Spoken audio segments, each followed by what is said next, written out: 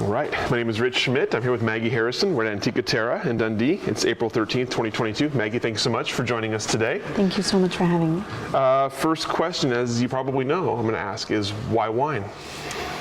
Oh, wine happened by mistake. I mean, I grew up with wine. My mom teaches cooking. My dad collected wine when I was younger and collected in the same way that a lot of people his age and of a certain stripe. There was, a lot of Caymus Cabernet, some Amarone. It was all 1982 Bordeaux. There was sort of a thin stripe of mostly big red wines in our house. But there was always wine on the table.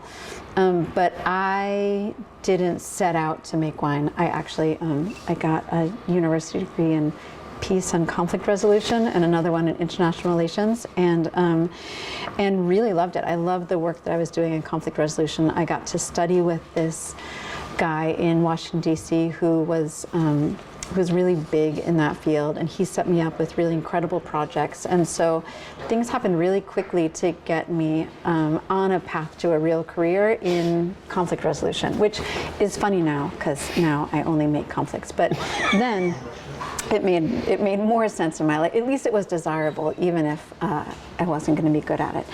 And so I only started really learning about wine in a way that was outside of my house because I was working in restaurants so that I could make some money. And so I wanted to do some traveling. And so the easiest way for me to make money was to work in a restaurant. I'm from Chicago. I started working in restaurants in Chicago after college with the sole goal of having enough money in my pocket to buy a one-way ticket and go travel for a year. And so I worked for a year, and then I went to South America for a year. I worked for a year and went to Europe. I worked for another year and went to Africa for a year.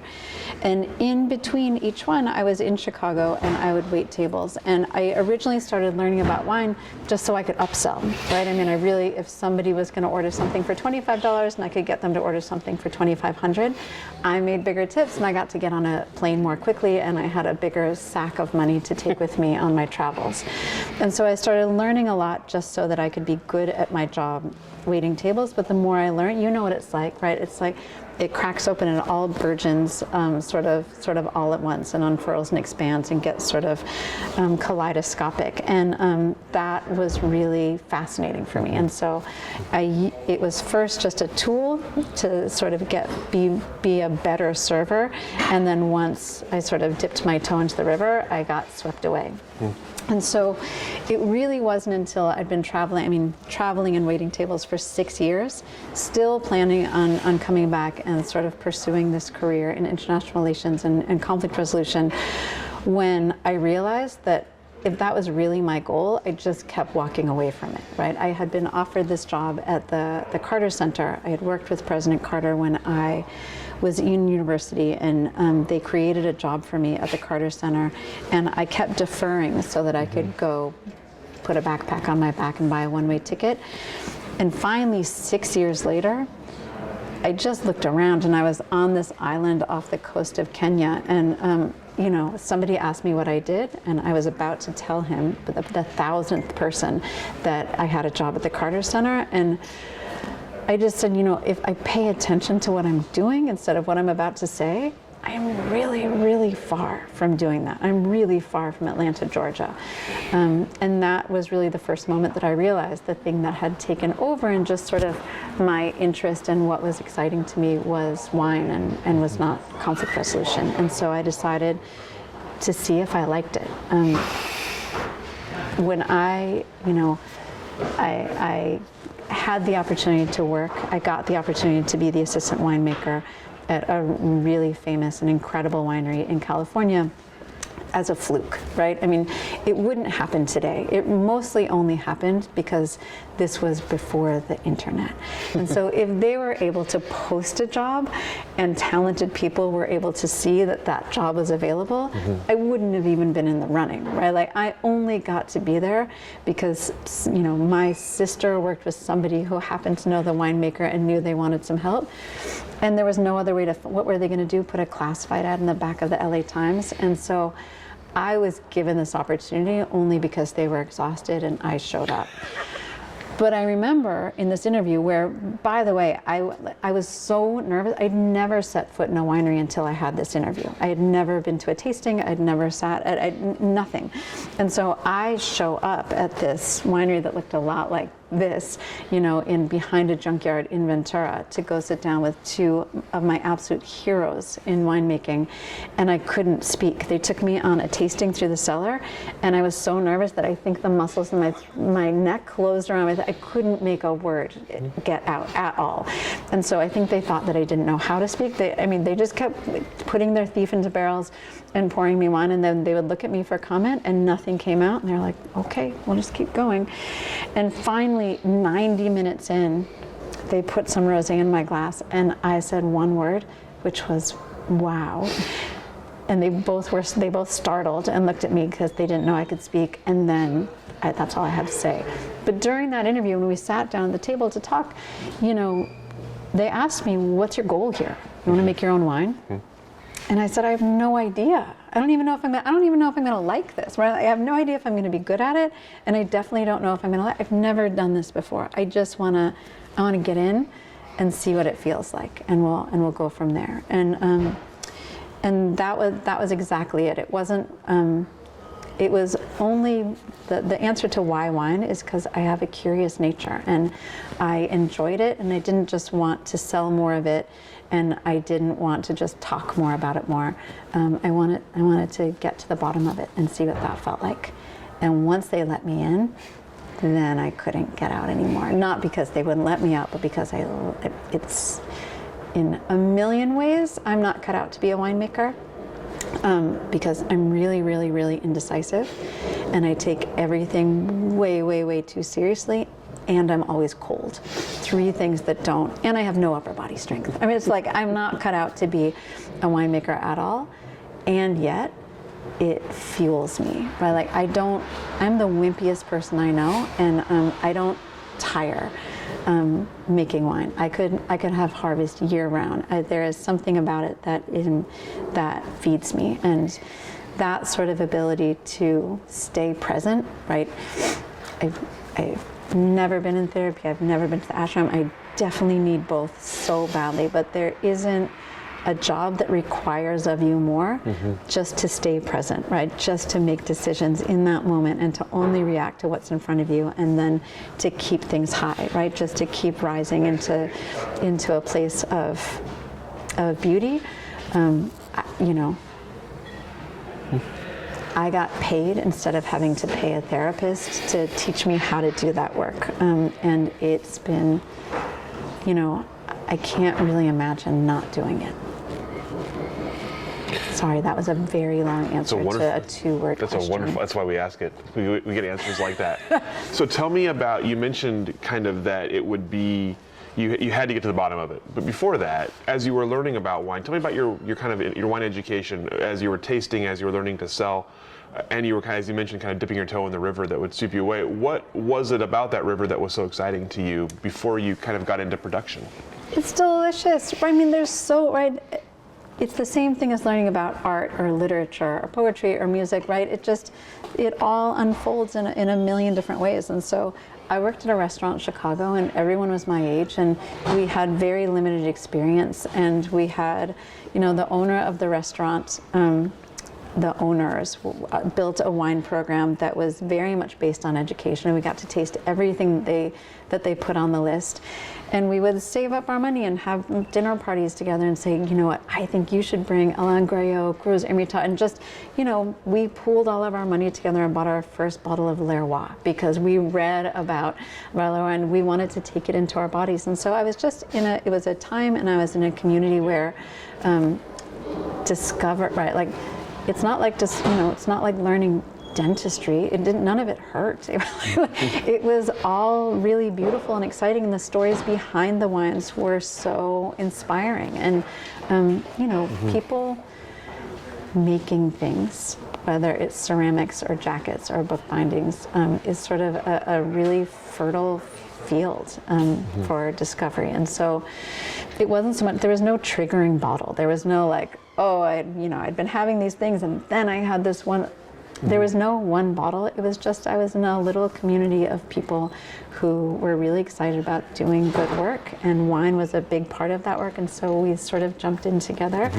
And a lot of them are, one of them has a really successful and beautiful importing and distributorship in California. One is a fairly famous wine director in New York City. Like they all ended up in different places doing pretty exciting work with wine, and it was just born of sort of, and we all had to, again, it was before the internet, and so if we wanted to learn things, there just wasn't, it was before even, Jancis and Jose wrote the book about wine. There just wasn't that much information in the world except for, right, like the encyclopedia of wine. And so if we wanted to learn, we had to talk to each other, and we had to pull corks, and we had to taste things. I went to the Chicago Wine School just because I was so excited about this. And, it was like, I think one of my classes was called The Allure of the Loire. Like it was, sorry, Chicago Wine School, but it was all so dumb. But that's all there was, right, in that community at that time, was just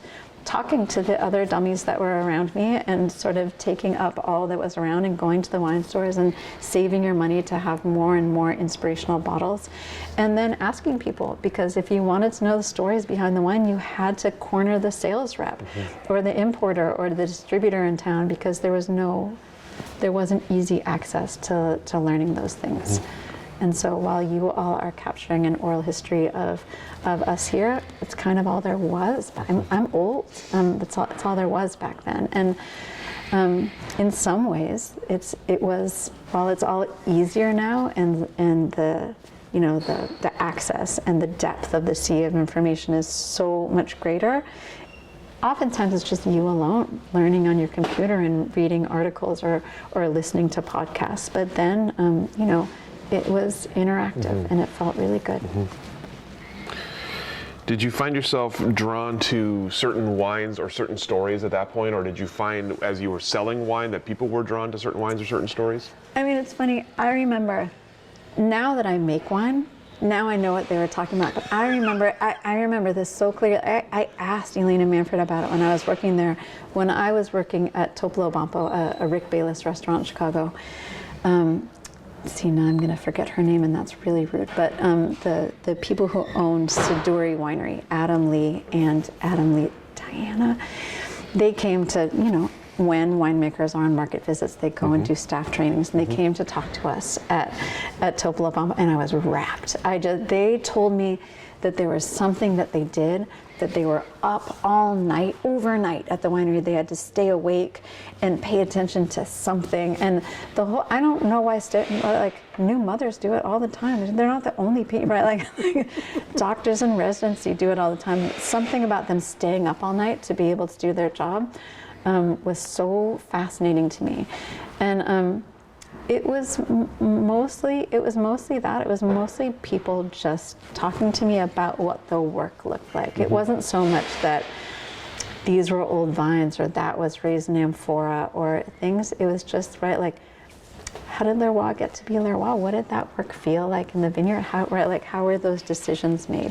What were those inflection points that got people to make the wine? I remember we were serving, Moussard from the 70s, right? This was the 90s when I was working in restaurants, and so we were serving Chateau Moussard from the 70s and early 80s, and just thinking about making wine in the Bekaa Valley in the middle of a war, right? Those kind of things were really moving to me. It was less about how much new oak or what kind of barrels or did they use whole cluster. It was more just people making decisions to make things out in the world. And as you were working to sell, and then you said as an upsell, did you find people were kind of attracted to those kinds of stories, or was it more about the technical details you could tell them about the wine and why it was exciting? I mean, it's the same time in my life where I was not eating meat. I was a vegetarian for a while, and I sold more steak than anyone else in the restaurant. And I have no technical knowledge of wine to this day, right? I didn't go to school to study wine. I don't really have an aptitude for it. Even when I learn things now, they don't stick, right? I know much. I can tell you anything about any recipe I've read in any cookbook, right? Like those things stick. Things about technicalities of winemaking, I don't remember ever. And so it's romantic, right? It's romance. And so the stories that would stick or that I would remember are the things that I use to sell wine.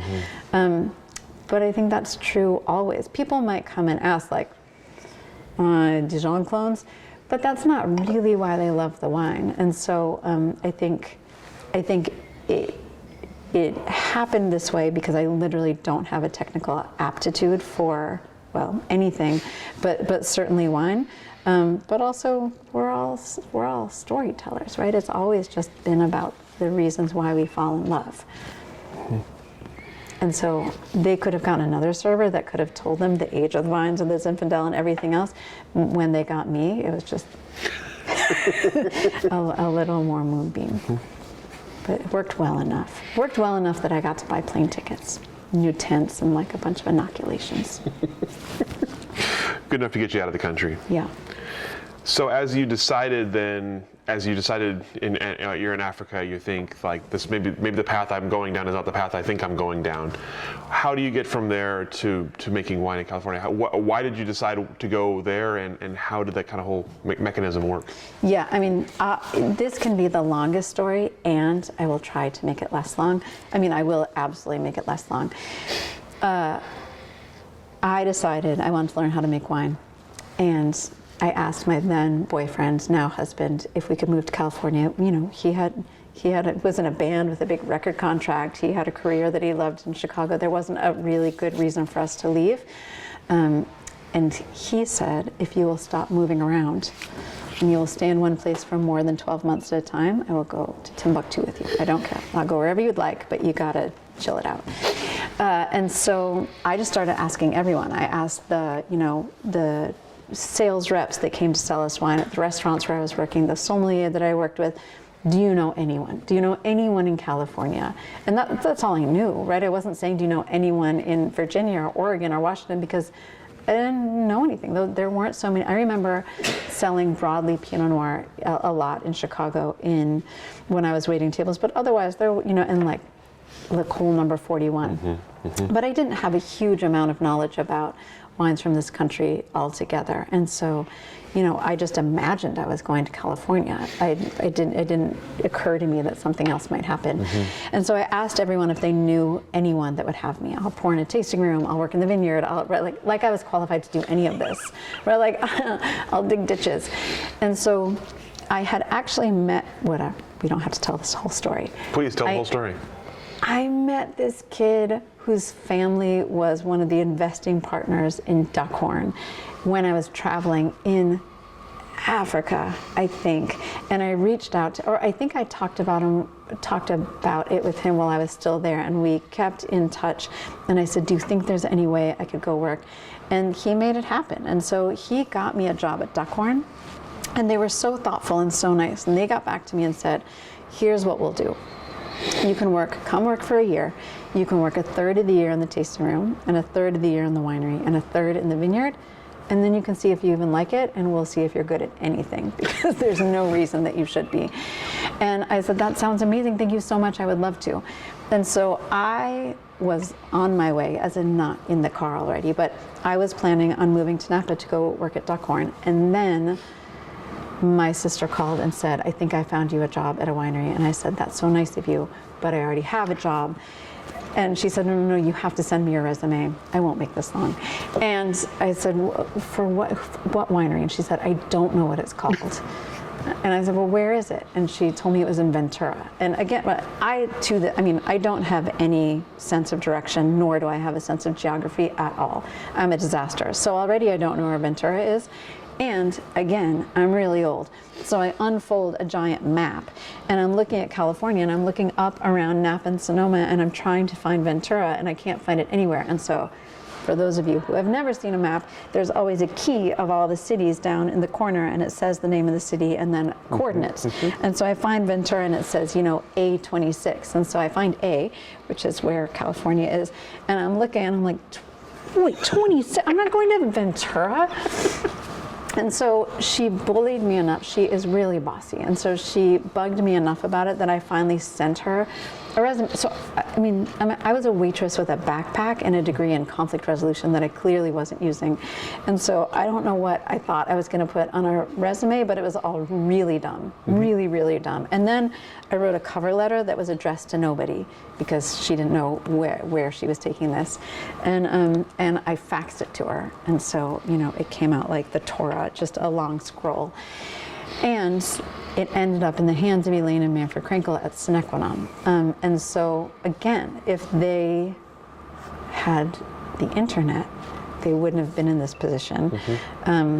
But they had just started making, they had moved into their own facility, their own winery in '97. They had 2 little kids at home, 3 older kids, and a big and very successful, 2 big and very successful businesses, a restaurant and a successful bakery in Los Angeles, and they were exhausted.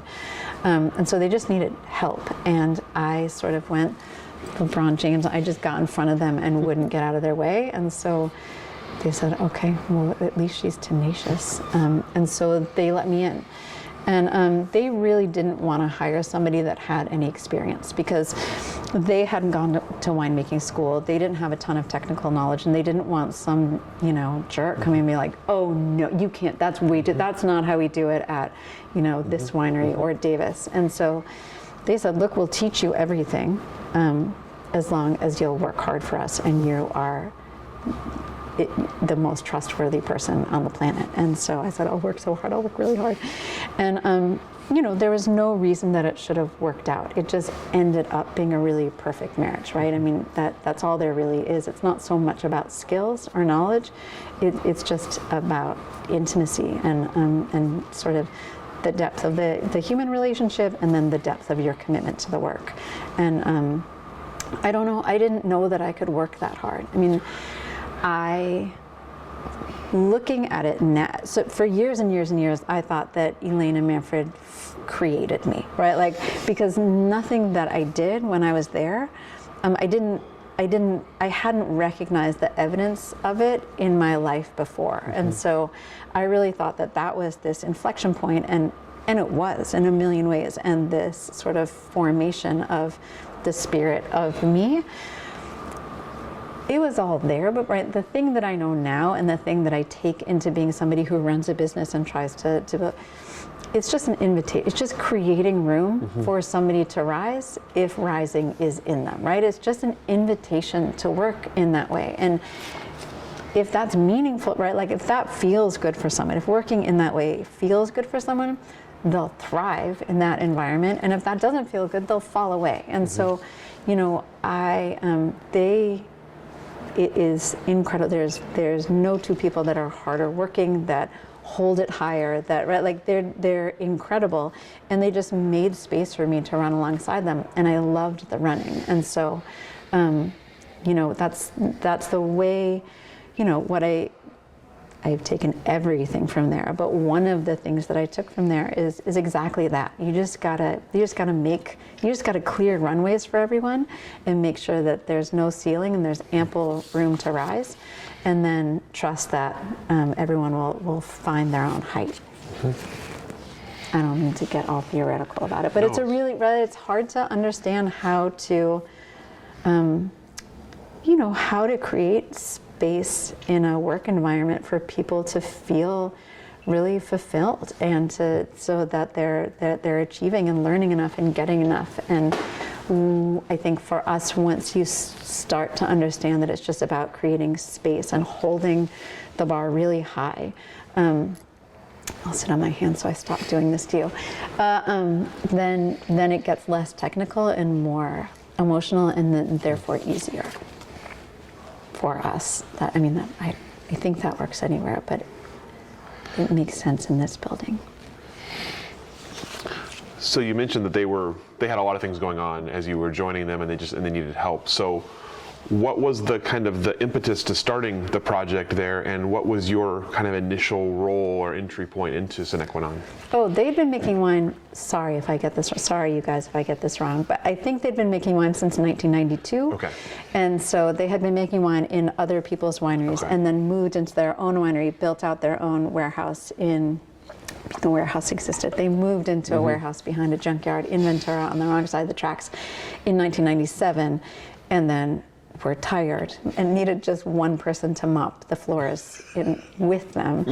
And so they brought somebody on, which was me, in 1998. And so they had already started their path long before I got there. And it had nothing to do with me, and their wines have nothing to do with me. I was just lucky enough to get to mop the floors in front of them and behind them, right? Like, I had no decision-making power, nor would I ever want. I was there to serve their vision, and they were so generous with me. You know, I was the only full-time employee there for a while, and then we started hiring more people. And so, you know, I got to do everything. I got to address envelopes, and I got to do, you know, all the bookkeeping. We didn't take credit cards. We had to fill out ledgers in triplicate every time. And so, you know, today, sometimes for people that feels demeaning, like I am the cellar master. I only do things in the cellar.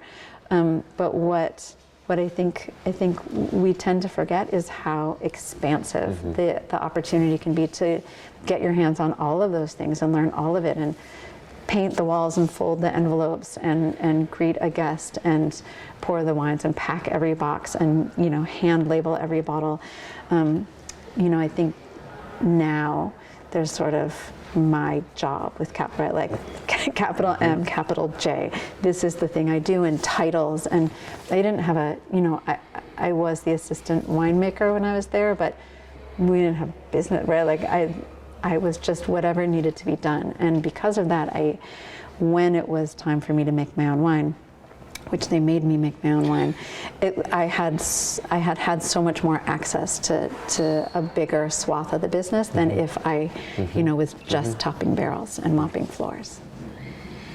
You mentioned that it was kind of your job to help. Their vision existed, and you kind of came in as part of it. What was the vision for it, and how did you sort of find your place there in that? Oh, see, you can't see because we're walled off in a thing of FYPs, but over the door over there, it says no compromise, and that comes directly from them. So when you walked into the office, and then the door that led from the office into, well, it was called the lab, but there was no lab equipment in it. Then there was a little room, and then you walked into the winery, and it was like, you know, you make the most beautiful choice always. I mean, the thing that they taught me, I remember I had been there for maybe 4 years, and we were working, and Manfred said to me, "Do you get it?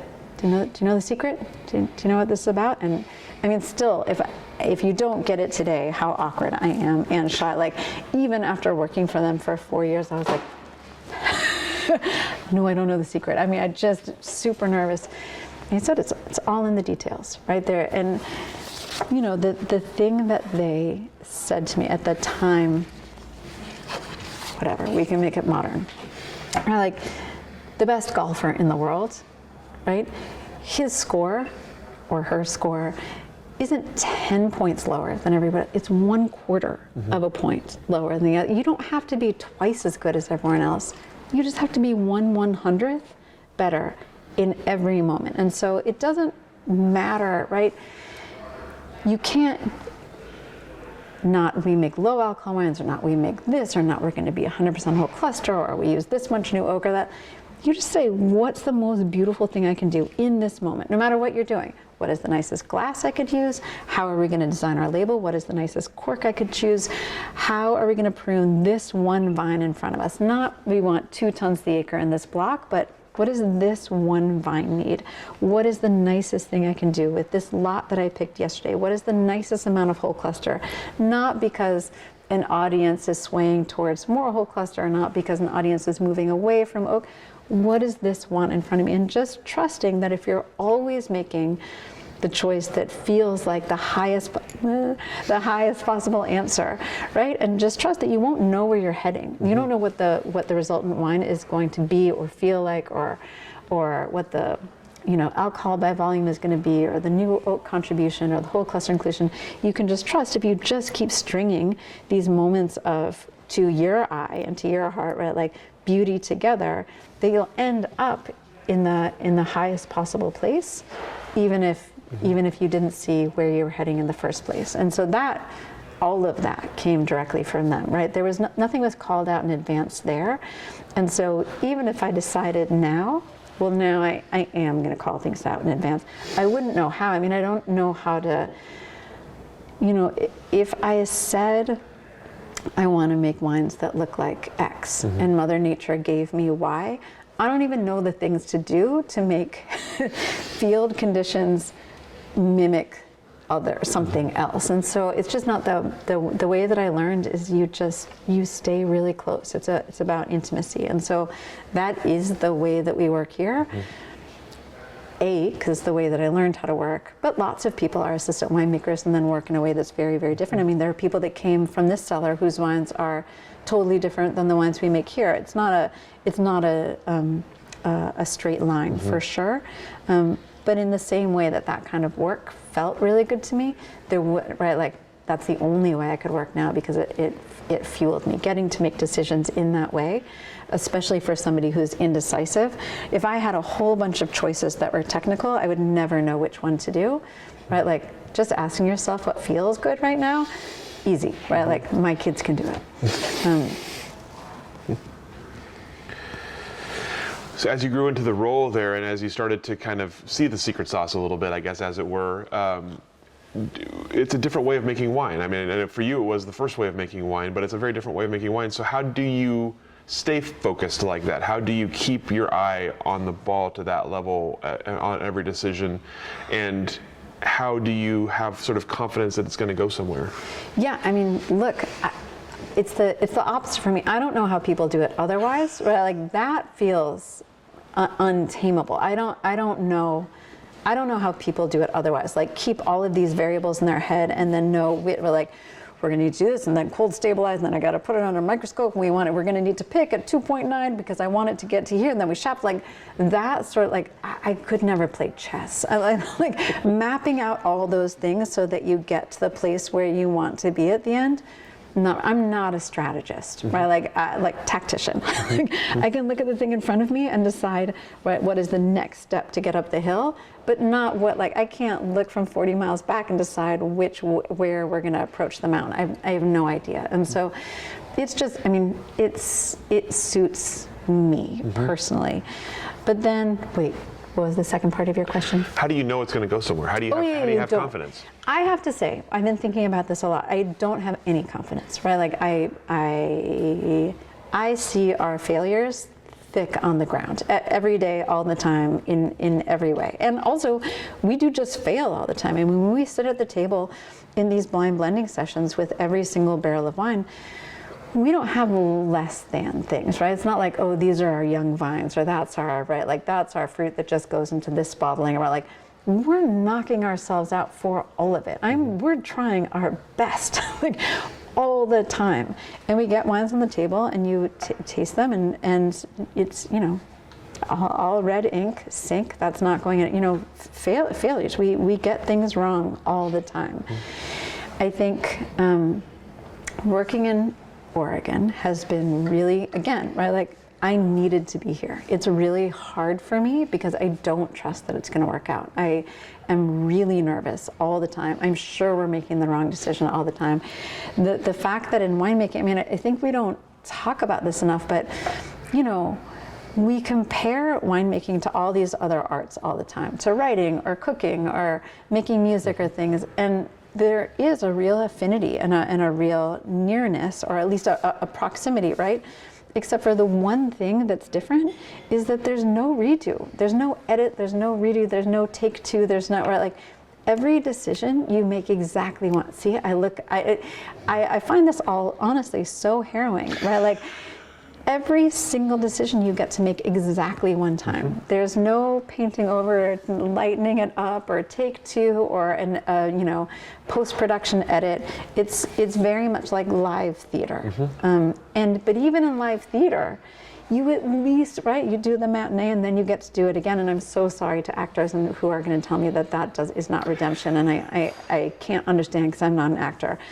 But at least you get to do the same thing again and at least capture a whole chunk of the audience again. But here, you know, every decision we've ever made is still in the bottle, right? Like it's preserved. It's like a, you know, insect in amber. All the things you ever did, you got to do once, and then they're preserved. And so I take it all way too seriously.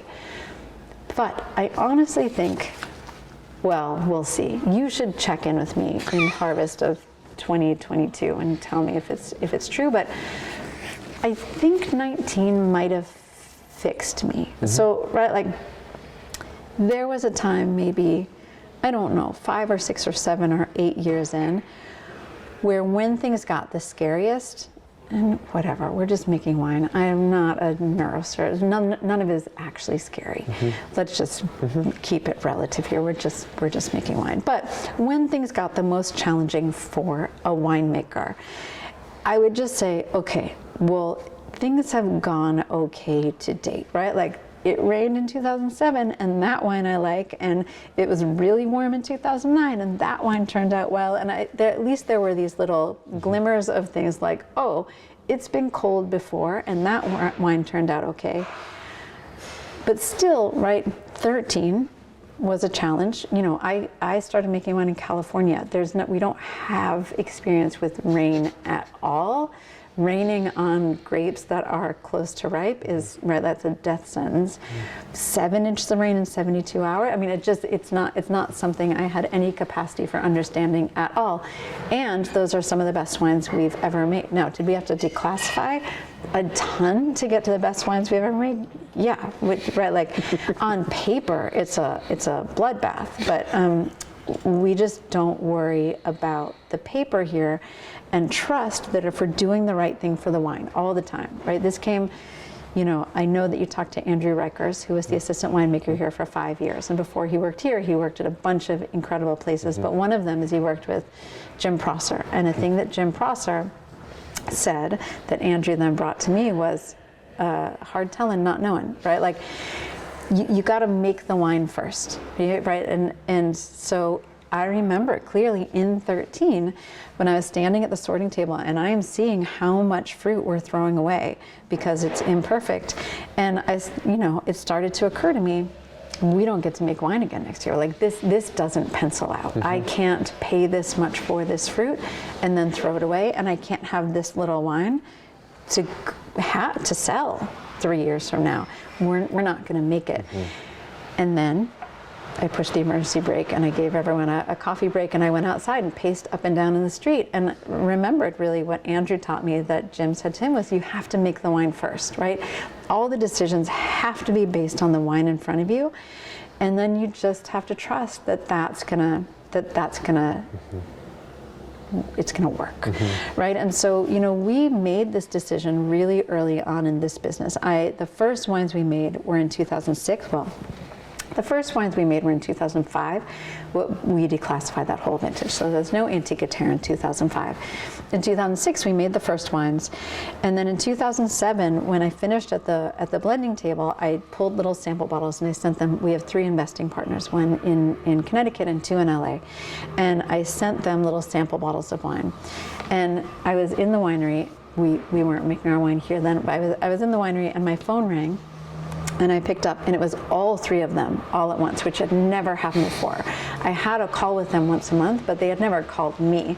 And they were all on the phone, and they said, hey, we got the samples. And I said, great, they're good, right? And they said, yeah, they're really good. What are we gonna do? And I said, wait, you just said you don't like them? And they said, no, they're nothing like the 2006. And I said, oh yeah, of course. I mean, 2006 was this really warm, opulent vintage, and 2007 was really cold and rainy, remember? And they said, right, but what are our customers? Right, like you sold the 2006. When they go buy it again, right, like it's nothing like that. And I said, look, you guys, right, like the things I would have had to do to make 2007 taste, feel, look like 2006, it's not the most beautiful way of making wine, right? It is a real brutalistic, first of all, I don't know how. And second of all, the things that I think I know one could do, they're brutal, and I don't want to make wine that way. And so we're going to have to decide today that the through thread is going to be one of intention and integrity, and that when you come to a bottle of wine that we made, that you can trust that it was, from our eyes and our hearts, from our point of view, right, the most beautiful thing that was possible in that vintage, in those fields, in our hands, in that year. I said vintage and year, which are the same thing. But right, and so it's only, so back to 19 fixing me. 2019 was the hardest vintage I've ever had in my entire life. All the way back to 98, I know that this year will now just tear off my head. It won't in perpetuity be my hardest vintage, but to date in my lifetime, 2019 was the hardest vintage I have ever personally had. And I can tell you, and it's not spin or hyperbole, like, we made the best wine in 19 we have also ever made in our whole history. I mean, and so when we got to the blending table with the 19s, and at the end, and look, to be fair, we declassified 40% of that, 40%, right? Aside from all the fruit that we threw away, then once we put it in barrel and then took care of it and fawned over it for another 18 months, when we got to the blending table and finished and found the wines that are, to my feeling and to my palate, some of the best things we've ever made, or really truly the best thing we've ever made, what was left behind was 40% of the barrels. And you can't see it. I mean, it's all there in front of you. You can see as you're moving all these little bottles around that there's a bunch that are not spoken for, but you can't really understand the math of it while you're at the table, because each of those sample bottles, you know, we work with 11 different barrel sizes too. So the things over there could be half barrels, and all my things over here could be 600 liters. And so you can't really see the scale of it until you take all that information back to your computer and sit down with a spreadsheet and map out what barrels are going into each wine. And that's when I looked at it, and I called, we have a board of director of one person, and I called him and said, do you want my resignation? I mean, we're like, it's a failure. And he said, no, certainly not. Is the wine great? I said, it's the best wine we've ever made. Congratulations, right? And so it was two things. One is that in a vintage that hard, that was challenging both for the field conditions in the vineyards and also just the field conditions in the winery. Hard. It was hard. That we could come out of the other side of the blending table and have wines that we loved. I think I won't panic again. I really think, I mean, like, 13 made me not panic in 19 because we'd been through rain before and made wines we love. 19, everything was hard, and we made wines that we really love. Whether anyone else likes them or not, we really love them. And so I think I get it now. And the reason I can say that is because in 13, when I was like, well, we're just going to do this, and if we have to turn out our lights, I know how to do it with my head high, and the last wine that will go into the world would be something we believe in, and we will quietly turn off the lights and lock the door and walk away and feel really proud of our work.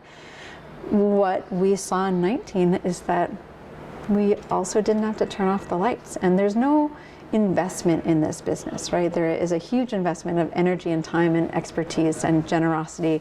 But there's been no capital call, right? Like there's nothing propping this up. Our operations have to make all of this work, about which I'm really proud, which is, you know, also why we live in a garbage can and don't own any tanks, and there's no concrete and other, like, we don't have any stuff because, you know, we invest in human capital and taking care of the families that work in this building instead of buying something, and we don't want to be in debt, right? Like I want it to be real that our work bought us a tank. And so really just the fact that we not only did we not have to close our doors with that little wine, and, you know, the loss of the 2020 red wine vintage altogether, but found ways to fortify ourselves, fortify our work and the way we came out a stronger business on the other side of those things, and a stronger team. We didn't lay anyone off. There was no furloughing, right? Like we got to sort of come together in a way that was really meaningful for us as winemakers, as people running the business, as people who host guests, to really think about things a little differently. And I think it was the first time that we saw, and I think all of us thought it would take less time. I think when you start a winery, you're told that, year 5 you should break even, and year 10 you'll throw off X amount of dollars. But we started in 2005, and I think it was in the year 2021, sort of 19, 20, 21, 22, that we realized that we created a business that was hardened off enough to withstand some real storms. And still a sapling to be sure, right? Like still green and hopefully pliable, but it worked. We had made roots that were deep enough that there was enough resilience to be able to move through it. So I am hopeful moving into making wine this year that I will feel some modicum of confidence that it's going to be okay. I've never felt that way to date, and so I don't know why this year, but I am hopeful that seeing 19 move through élevage into bottle and then out into the world, and to really sit with those wines and Mimi is the assistant winemaker. Mimi Tynan and I just opened 6 bottles of every wine that we made in 19 all at the same time, just to understand and sort of wrap our arms around that vintage. And so I'm hoping that feeling of understanding those wines all in a minute is in there somewhere. And so whatever, when there's a rain of frogs and plague and boils and like blood in the streets in 2022, that maybe this is the first year that I will not think that we have to go out of business because of it, or that we won't have a job, or that we won't have wine to make, or and it, again, if I don't get to make wine, I'll make dinner, right? Like it is a total privilege to get to devote one's life to making something aesthetic, right? Like we're not moving the needle at all. We are literally get to devote our lives to make something beautiful for the sake of beauty, right? Like we didn't pave the streets, and we're not directing traffic, and we're feeding exactly 12 families, not 1,200,000. I mean, our work has no actual value. So when I talk about it this way, it's because I take everything seriously, and work is work, but I don't want it to seem out of scale. Like I do recognize it's a luxury product, and a total luxury to be able to work in this way all together. But I think the things that we know about working this way are meaningful, whether you're running an NGO or making ceramics, right? Like that devotion to doing the work first and only serving the work, and not an audience or a critic or a spreadsheet or a production schedule or a sales team. Those things matter no matter what you're doing. So I want to back up to how you got here in the first place. So first of all, you mentioned... Why do we have to keep backing up? You mentioned... Because it's the archive, because it's an history? archive, yeah. We got to tell the story. Okay. Some sort of chronology here, no, I'm just kidding. So you mentioned that you were kind of expected or forced to make your own wine. That's how you first started making your own wine. So tell me about that process for you the first time, and take me through to that, how that brings you to Oregon. No, I mean, look, I was a total baby bird, right? Like, my incredibly benevolent bosses and mentors said, you have to make your own wine. And just said, look, we didn't hire you because you're stupid. And I said, no, I know I'm not stupid. That's why I don't want to make my own wine. And they said, look, you can do it. And I said, I probably can, but I really like serving your vision, right? It's incredible to be the assistant on a winning team, right? Like the sous chef at the #1 restaurant in the world, it's a good job, right? Like it's a really good job. And also, I remember at the time, one of my best friends was cooking at Chez Panisse, and everyone kept asking her, when are you gonna open your own restaurant? And she said, never. She has since opened her own restaurant, but she said, I'm learning so much every day. Why would I walk away from this? And that's exactly how I felt. And eventually they said, I mean, She said, look, I'm the winemaker, right? And I'm not going anywhere. So you're the assistant winemaker. You've gotten as far as you get to go. And I said, that is fine. I will press my head against the ceiling for the rest of my life. I love it. It feels great. I'm fine. And then they said, look, man, you don't want to be 60 years old. And now that I'm closer to 60, it's a different story altogether. But they said, you don't want to be 60 years old and wonder if you could have done it. Because we're telling you right now, you're going to have everyone's lunch. And they weren't right about having everyone's lunch, but they're right about everyone should want to see what they can do by themselves. And so they made me. But I got to make my first 2 vintages in their cellar while I made their wines with them. And so, you know, I had some pretty robust training wheels. And they weren't going to let me do anything. So they didn't, you know, they didn't meddle, they didn't do anything, but they were right next to me. I mean, they weren't going to let me do anything tragic. And I don't know how I would have done anything tragic because I'd only learned great decision making. I mean, the way, you know, I learned from really, really smart, thoughtful, big thinkers. And so I didn't have practice making dumb choices. And so they made me make my own wine. And then I got here again. We're going to truncate this because I got here because one of their best friends wanted to have a winery. Look, anyone can look at their business and say, that's dreamy, right? It goes, so what, you buy the fruit for this much money and then you make it and you sell it for this much money and you sell it 9 months before you ever ship. Like, this is great. This is amazing.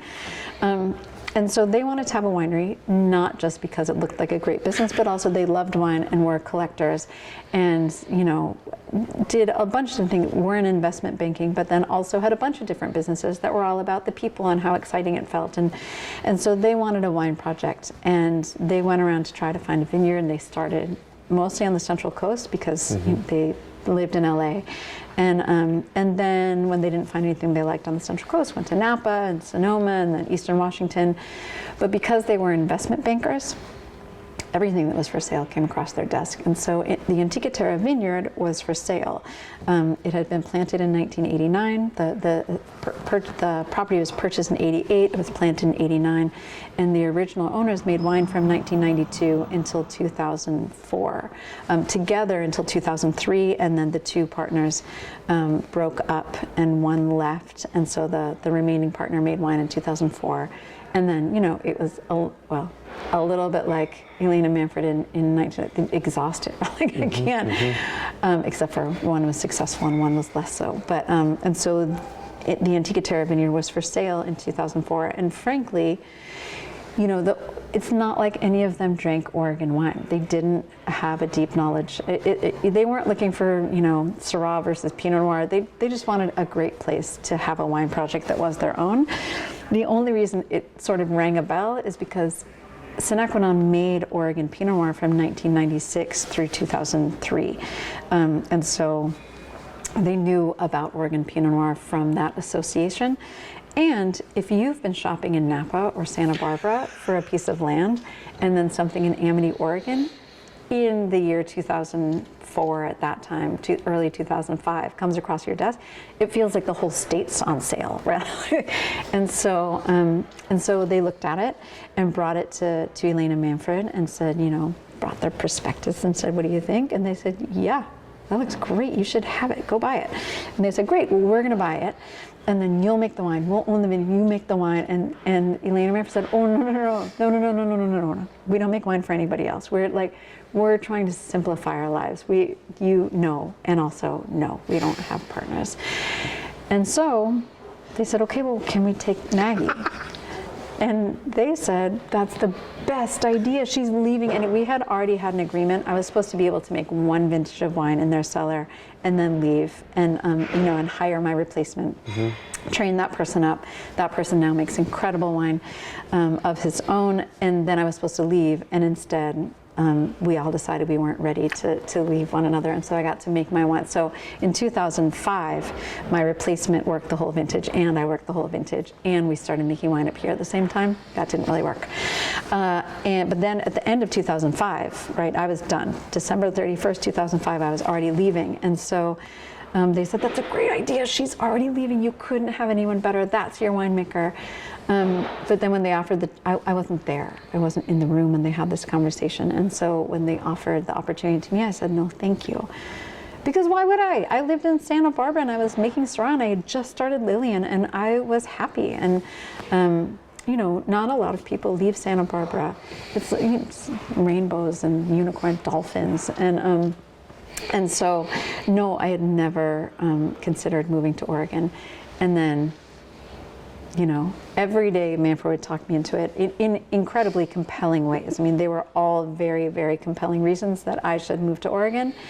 And I would be convinced until I was driving from, you know, the winery to my house in my tiny, tiny, tiny, tiny cottage in Santa Barbara. And I think there's no way, I'm not leaving. But then in May of 2005, they asked me just to give them some advice, just to come up for the day and go look at the vineyard, because I'd never been here. Go look at the vineyard and, you know, just give them enough advice about farming that vineyard until they could find somebody to hire. And then once I got here and looked at it, I didn't want it to be somebody else's. And so I called my husband on my flip phone and said, we're moving to Oregon. And sweet man that he is said, okay. And that was that. And it was just, you know, I know that I've said this a million times. It was just really clear. It's not that I thought somebody's going to make the greatest wine. It just was so clear that all the raw material was there. It was sort of like going to a Bureau of Land Management auction and seeing a thoroughbred. And you don't know if it's just going to throw you for the whole, but like, it looks like you could do something. It just, all the raw materials were there. It felt really different. The vines were miniaturized. It looked different from anything else that I had seen. And, you know, for better or worse, well, meaning you could have something distinct that's horrible. It could be distinctly the worst thing, makes consistently the worst fruit in the valley. But if it's going to be good, then something that is distinct and has its own voice really matters. And so I just wanted to try. If somebody was going to have a shot of seeing whether this had a great voice or a crummy voice, I wanted to be the conductor. And so I moved up here, never leaving Lillian behind. I mean, we still make Lillian to this day. We just do the dumb thing that we did for years when we used to take fruit from Oregon and bring it down to California. It was dumb then. It's really hard, right? It's really hard to live that far away from your vineyard. We are now equally as dumb, and we do the same thing. We work with 2 vineyards in California, White Hawk and Biennacido, and we bring that fruit up to Oregon and we make all the wines here. So you talked about the vineyard being kind of the draw, seeing the place and seeing the distinction of it specifically. What was your first, as you're making the decision that this is what I'm going to do, what were the kind of the first orders for you? What did you have to get in line first to start making what you wanted from that vineyard? It was, well, first of all, I'd never seen at that time. I mean, I remember driving, so the people that owned the vineyard were incredible, and one of them loved that place so much and cared so much about everything about it. Really, really wanted to farm beautifully, and there was a disconnect between the feeling that they had about that place and what they wanted to happen, and that just the actual way things were being taken care of. And again, there's only so much, you know. I mean, I've done this for years and years and years. I trust that everyone else knows more about farming a vineyard than I do. And so, you know, even if I have a feeling, oftentimes I'll cede to somebody else's opinion of what should happen next, because I just trust that they know more. And I think if you're 2 young guys from New York who are going to plant a vineyard, you can have a depth of emotion and a lack of technical knowledge about, I mean, like, farming's real, there's a lot to know. And so, you know, it was being farmed very conventionally. I remember driving up and I had never seen anything like it. I mean, there were just stripes of, you can see it right now in the valley, but, you know, they were using Roundup liberally, just the systemic herbicide and persistent herbicide that was in stripes in every vine row. it didn't exist in the vineyards with which I got to work when I was in California. It's not that it didn't exist. And so we went to organic in a day. I mean, as soon as I got here, I said, we're done. And we are going to be 100% organic today. And so in the short term, that's really, really devastating for vines. They have no natural, there was no complexity in the cover crop guild. There was no complexity and no diversity in the mycorrhiza. There was no sort of ecosystem there to support itself. So it essentially had no natural immune system. That's not true. Vines have a great wealth of natural immune system, but the field conditions, we had made it very difficult for it. And so we made it organic in a day. And then we just had I had the really hard job of figuring out why the vineyard was in decline, right? It was really sensitive and it was really fragile. If it got too cold, all the leaves would turn yellow and start to defoliate. If it got too warm, all the leaves would turn yellow and start to defoliate. It was always racing to get ripe. And it was really stressed and it was really fragile. And nobody knew why. And I definitely didn't know why, because I didn't work. I'd only seen beautiful things before, right? Like, it's not like I worked my way up and had I worked in really rarefied air. I got to work with incredible growers, incredible vineyards with incredible mentors. And so I had no experience, scouting in a vineyard for what's going wrong. Well, I had no idea. So all these people, they came from OSU, and then I'm going to get his name wrong, the foremost plant pathologist in Oregon. His name's either Steve Prince or Steve Price. Thank you. I know one of each, and I choose the wrong one every time. Steve Price looked at things. These two scientists from Germany, he had these people coming from Germany. They came and looked, and everyone was like, I don't know what's going on here. And essentially what was going on is that it's just really, really, really shallow and planted on what is underlying every single square inch of the whole state of Oregon. It's just that typically there's usually more younger geological material on top. And so, this is greatly oversimplifying, but essentially what was happening is that where normally, if this table is the parent rock that is the compressed marine material that's under the whole of Oregon, the way, and again, I'm no David Allesheim or Ken Wright or anyone else who's really good at talking about the geology of this place, but when you talk to them and they show you these diagrams of this plate being pushed up in these diagonal lines under the Willamette Valley, for whatever reason, this one little south-facing bench that is the Antica Terra vineyard, it's not a diagonal line where there's sort of a varying depth to bedrock.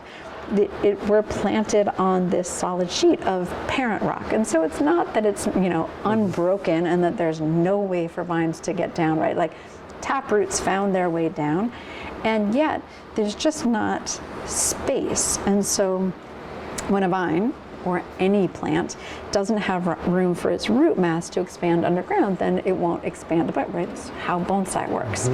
And so, so the vines themselves are really, really tiny, right? Like the vines that were planted in 1989, I was just out there, but I was just out there showing somebody the other day, and I can still put my thumb and forefinger around the trunk of every vine, and small is not qualitative. That doesn't make it better than a trunk that's this big. There's no, right, like balance is balance. It can either be small and balanced or giant and balanced, or it's just, it just gives rise to a particular expression from that place that is born of this miniaturization, right? We get really tiny clusters and really tiny berries, and then because we're on the western, I veered really far away from your question. I'll get back. You're doing great. But then we're on the western side of the Amity Hills, and so we get buffeted by the winds, and so it gets really, thick tannins. But then because the vines exhibit parthenocarpy, oftentimes you would think that those thick skins would lead to more rustic tannins, but then we have fewer seeds, which have bitter tannins, and so it just, right, like, there's nothing good about being planted on fossils. It's pretty when you go and we show you a rock and it's all, bright white marine fossils from 40 million years ago. It's the same as going to Vacheron and, everyone has schist and obsidian and things in their pockets. Like, it's all pretty, It doesn't make the wine any better than deep joy soils or anything else. It just gave rise to a specific set of challenges, which is what I walked into, just challenges. It was in decline. They had very little ability for nutrient uptake. There's no water holding capacity because it's planted on rock, right? Like when we say getting water from a stone, like it doesn't exist. There is no water holding capacity. And then they hadn't been building soil over time since they got there, and in fact had been working in the opposite direction. Not because they were irresponsible about erosion or anything else, just you only know as much as you know, and if somebody comes and says the best thing to do is to spray Roundup, you're going to spray Roundup and a bunch of other things to do what you think is going to be right for the vine. Everyone just wants to. It's like parenting. Everyone wants to do the right thing. Nobody goes into it saying, "I'm going to be a real jerk to this kid," right? Like everyone's trying their best. And some people make better decisions than other people, and it's not for a lack of wanting to do the right thing. So, I didn't know what to do. And once we worked with Alois Crocker when I was working in California. My boss's mentor had a dessert wine project with Alois Crocker, who is now deceased. But one thing that he had told me while we were working together is that, and I can never say this word right, but he had told me that the only assimilable, I think that's the word, is that the word, form of nutrients for an ailing plant, grapevine or otherwise, when it has been under stress for a period of time, that it can, like the pathways for uptake of nutrients have become damaged. The easiest form or the best form of nitrogen that is most easily assimilable is in the form of molasses. And right in the same way that, like, hopefully in 2022, when there's a rain of frogs and I don't, right, or it goes down to 29 degrees in 2 nights from now and all of our buds freeze, and right, like that kernel of like, it's gonna be okay. There was this kernel of molasses, right, like molasses helps. And so, in my first years of being at Antica Terra, I used to take buckets of molasses and I would just walk up and down the vine rows and just give I had a little catering ladle, and I would just give spoonfuls of molasses to the vines. And I'm not slow, I'm not fast. I almost said I'm not slow, which is not true. And so I would just walk and like wimpy me, and a bucket of molasses is also not fast. And so I would get as many rows done as I could in a day, and then the next day I would start the next row, and I didn't have anything else to do. We didn't have any wine yet, right? Like I was not busy taking care of a business because there was no business yet. And so it was a really nice moment where I just got to walk up and down the vine rows every day, fretting and wringing my hands, until the vintage, until harvest of 2007 came around, and then I wrung my hands for a different reason. And, I've been wringing my hands ever since. But all of our efforts in the beginning were just enlivening the place, right? It was a place that felt incredibly special and incredibly loved, and lacking diversity and lacking enlivenment. And the diversification will be a life's work, right? Hopefully that is forever generational, right? Like that doesn't happen fast. But the enlivenment, the first thing we did was go organic. We also put in irrigation. There was not irrigation there when I got there, and I know that is a very controversial thing to say, but it is, yes, and we don't have to get into the controversy if you don't want. For me, irrigation is a very expensive insurance policy, right? Like I would never make my kids into a guinea pig and be like, you know what? I think it's the best idea for you to only eat spinach. And then, every living thing needs a certain amount of water to do what it's supposed to do well. And I don't mean, in the case of a grapevine, make a lot of grapes or blow up those grapes so that you have more tons to the acre, things like that, but like just to make a grape that is that ripens in a way that is delicious and attractive enough that a bird or a deer will want to come eat it and take its seed elsewhere. That's its only job, right? The whole job of grapevine is to make a berry that tastes good so that somebody wants to eat it. It needs a certain amount of water to do that. And so, sure, if it's going to get it from her, great. If it's not, I'm going to give it to it, right? Like, I'm not going to be like, I'm so sorry, I'm going to stand on dogma, and I know you need water, but you can't have it because too bad, right? Like, it seems nonsensical. And so, yes, there are nefarious ways to use water.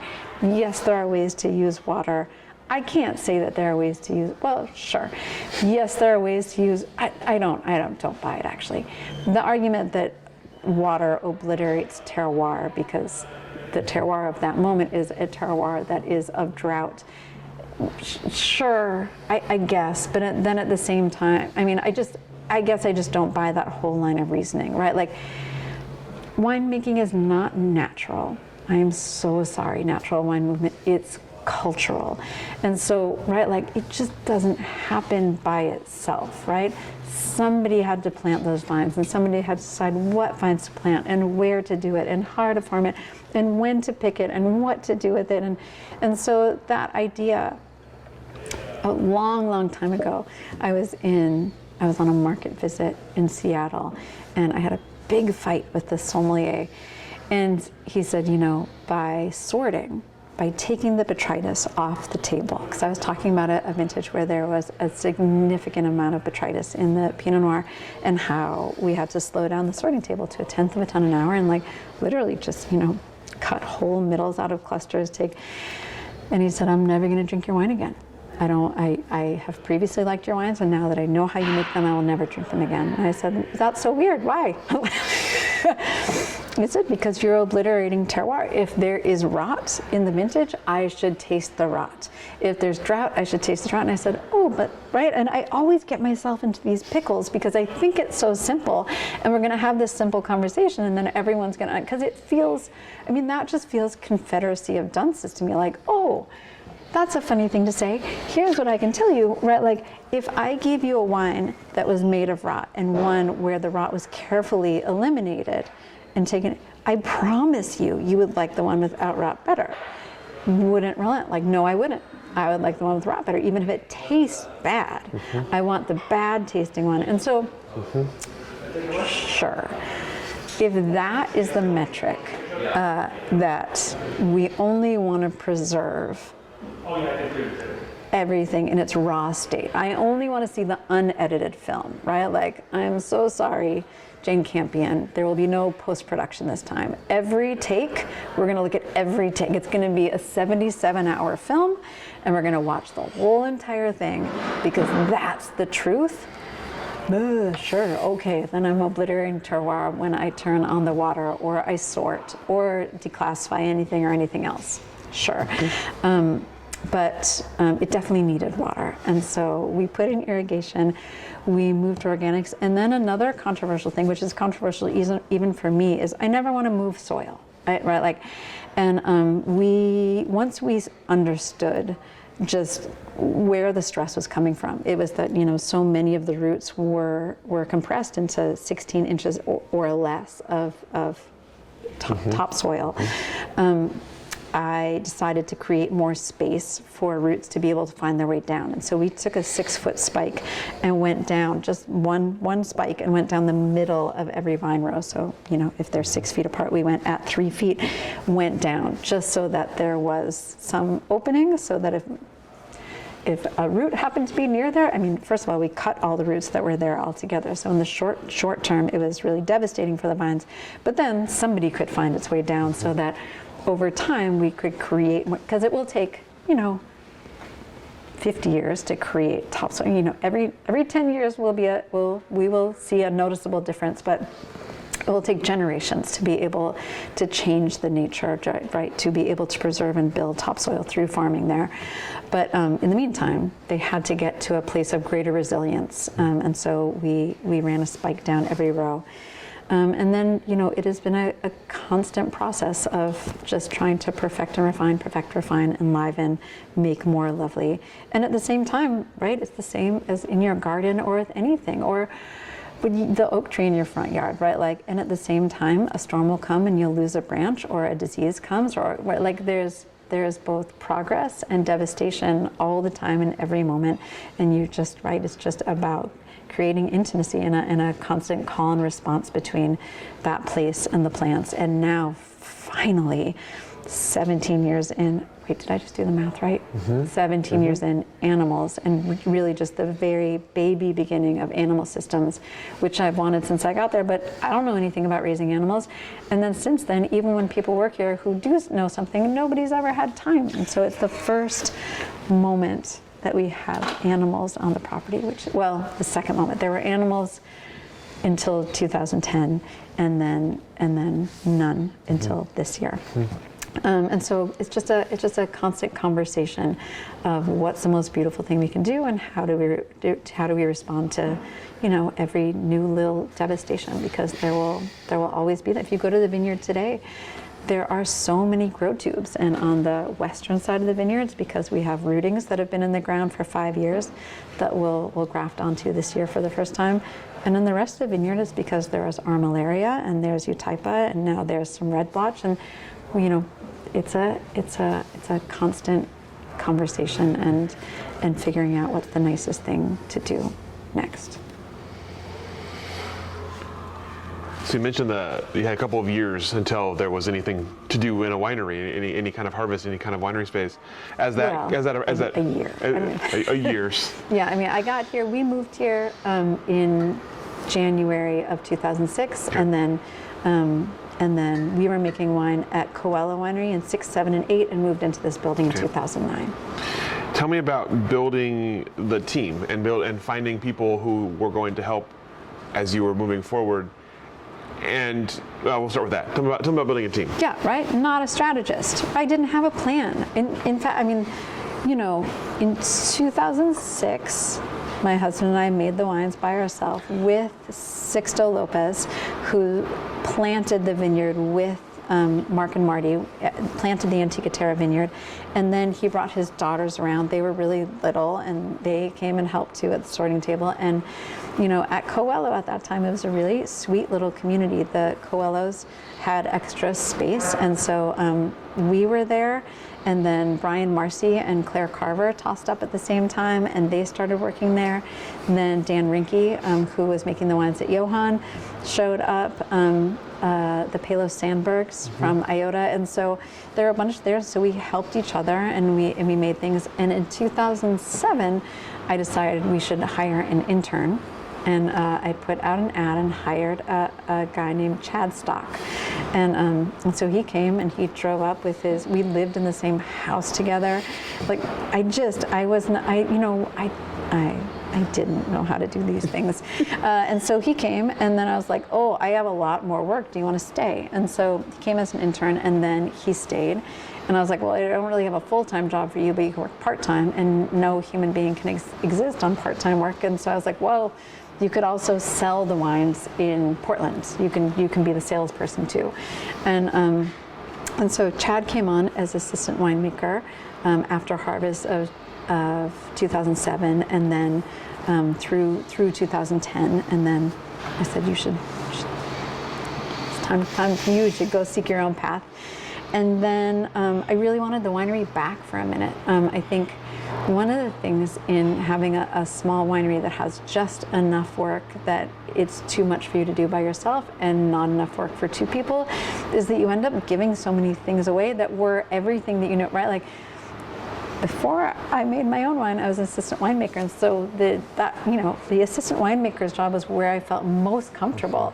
And then I had to give away topping the barrels and moving things around and cleaning things. And that's the one, if we're going to talk about confidence, that's the one place I knew I was good at things. And then I had to move into the field where I didn't know how to do anything, making a sales plan, right? Like all of those kinds of things. I had no experience.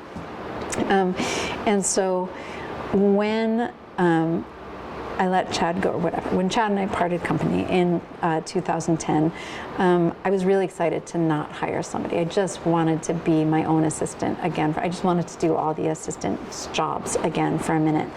And so I didn't hire anyone. But at the time, and the short answer is I had no plan. I've never had a plan. And so things just happened. Like, we hired an intern, and then I kept him around. This kid named Nate Reddy wrote me a really beautiful letter, and I didn't have a job for him. But then when Chad wanted to go work a vintage in Australia, I still needed someone to like mop the floors in the winery with me because there were a lot of floors. And so I called Nate and said, are you still unemployed? And he was. And so he came to work as just sort of like a temporary assistant. And we got along really well and had it was a, it was like me walking in at my first job. He came here and we liked each other a lot, and he wanted to get his hands into as much work as I would give him. And he was incredibly trustworthy and incredibly fun to be around and so hardworking. And so, we ended up running the business together. He made the wine with me, we ran the business together. He went on sales trips with me and for me. We're like, he would finish one thing and say, what else can I do? And do more, right? And so, that happened. And then I have been very bad at hiring harvest crews, just terrible at it. In 2008, maybe, Chad, 9, I don't know. At some point, we were going to triple our production, which meant going from 500 cases to 1,500 cases. And I hadn't hired anyone for harvest. And Chad said, hey, are we going to hire anyone? And I said, no, why would we? We always make the wine by ourselves. And he said, right, but there's going to be 3 times more of it. And I was like, we got it. And he said, well, that's 3 times more pump overs. And I was like, we should hire some people. And so we put together just a real ragtag group of people. And the team was so whimsical in 2010 that we were like, we should probably take this part of it more seriously. And so in 2011, we were really activist about finding people to come work here. And one of the things we did is we sent emails to people that we liked and trusted. And one of them was Ted Lemon, and said, hey, has anyone worked for you that you really like, that should be up here? And so he said, you know what? In fact, I think it was actually Dan, not Daniel Estrin, who was the longtime assistant winemaker at Literai, who's now at Christum. I think it was Dan that was like, oh man, you gotta meet this guy, Andrew. He has more experience than I do, right? Like, I can't imagine that he doesn't have a job already, but if he's gonna work in a winery and he's available, you want that person. And so we wrote him a letter. Hello, would you maybe like to work for us? We are looking for seasonal workers for harvest, and he said yes. And so he came work here, and we built a team around him, and then once he walked in the door, we didn't want him to leave, and so we offered him the assistant winemaking position, and he stayed for 5 years. And then when he called me to have a beer, which he never called me to do, I was so excited that he invited me to have a beer, and I was like, great. We were at OPC, we were about to start OPC, and I sat down, and then I was like, oh wait, are you quitting? And he said, yes, and I was like, the beer. But so I was like, that's great, that's incredible, it is absolutely time for you to do the thing. And then I said, I should call, and he said, yeah, Trevor. And so Trevor, who was on our harvest team in 2012, right, people walk in the door and you're like, there's, you just create space for people to do good work, and the people who do good work become really evident really quickly. And so Trevor was incredible. Same with another man named Adam Soba that we worked with in 2012, who came back in 16, and now he's the cellar lead at Bryant. I mean, you can just see who's capable of doing really incredible work. And so I called Trevor while I was still at the table having a beer with Andrew. And then he was working at Screamy Eagle at the time, and this is actually funny. So he was at Screamy Eagle, and I offered him this job, and then when I offered him the job, Nick offered him a more permanent position with some more responsibility. And my son was really little at the time. My son was, well, not that little, but he was like 8 years old. And he really likes to hear about things, not so much anymore, but he used to really like to hear about things at the winery, and mostly just the people, like who was in the building and what were they like. And so I was explaining that I wanted to hire Trevor back again, but I didn't think he was gonna come because he worked at, a really famous winery where they had all of the equipment and life was really good, and you weren't tasked with sales or anything, and it's just, they had beautiful tanks and an old stone barn where it got to hang its heavy bag, and then my garbage can, I said. And so my son said, so it's us versus Napa. And I was like, well, it's, us versus Napa. It's also hard versus I would never call working at Screaming Eagle easy, but different things are given to you.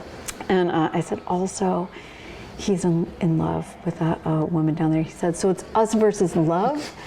And I said, kinda, yeah. But then Trevor decided to come up, and so Trevor, and so it's all just been meeting people who walk in the door and then wanting very much to keep those people around. And so, Mimi started as I don't know why they're called interns. It's such a dumb word. She came to work harvest with us in 2019, and she walked in the door, and I was already heartbroken. I was like, I can't believe that she's going to leave again one day. She's so incredibly talented. She's so good. I mean, I am already learning things from her. It was the same when Andrew walked in. Andrew walked in and looked around and said, did you ever think about turning the equipment this way instead? And Nate and I said, no, that's impossible. That can't work. No, and he said, well, could I try? And sort of newsy hat on, went and moved things around, and everything was better all at once. And I went through harvest in 19 knowing that I had to find Mimi a job, like she had to go to her next place, and it had to be someplace incredible. And I was going to set her up with my closest friend who's a winemaker in Napa who has the most incredible job. And at the end of harvest, she said, do you have a minute to talk? I need to, and she said, I don't want to go back to Virginia. And I said, I could kind of see that. I'll help you do anything. Where do you want to be? I'm on your team. Anyone is so lucky to have you. Like, let's go. Let's find you the best job. And I said, where do you want to go to Napa? And she said, not really. I said, you don't? And I said, well, where do you want to be? And she said, I really just want to stay here.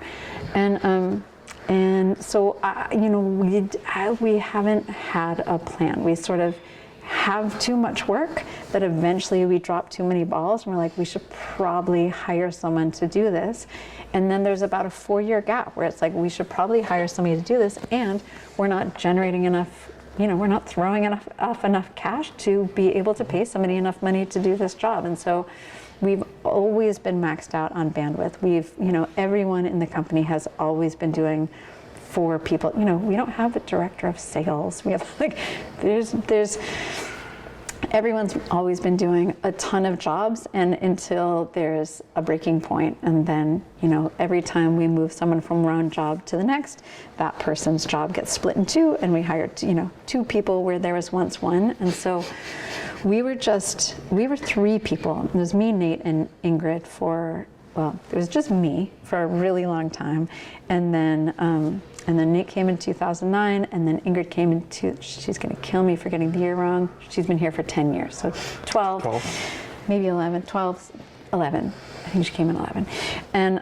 And then we were sort of stalled out at between 3 and 5 people for years and years and years and years. And it's only been in the last now 2 years that we went from 5 people to now we just hired our 12th person. And so while that's still really, really, really small, it's been incredibly we are now in such a place where there are the most talented people in their positions holding up their little departments in a way that we can grow. I mean, growth has always been just what's the nicest thing you can do, and now growth is not making more wine, but just like what else can we do to make our lives here more beautiful? And that's been really, there's just never been oxygen in the room. Like, we've just been paddling. We try. I have a bracelet that says swans on it. We try to keep the paddling underwater and make it look really easy above water, but we've been paddling hard for a really long time. And this is the first year that even though we're paddling just as hard, it really feels kind of like gliding. It feels really good, and it's really just because there are enough people in the building that we're creating a tide with all of our paddling together. A current, not a tide. You're so close. This was close.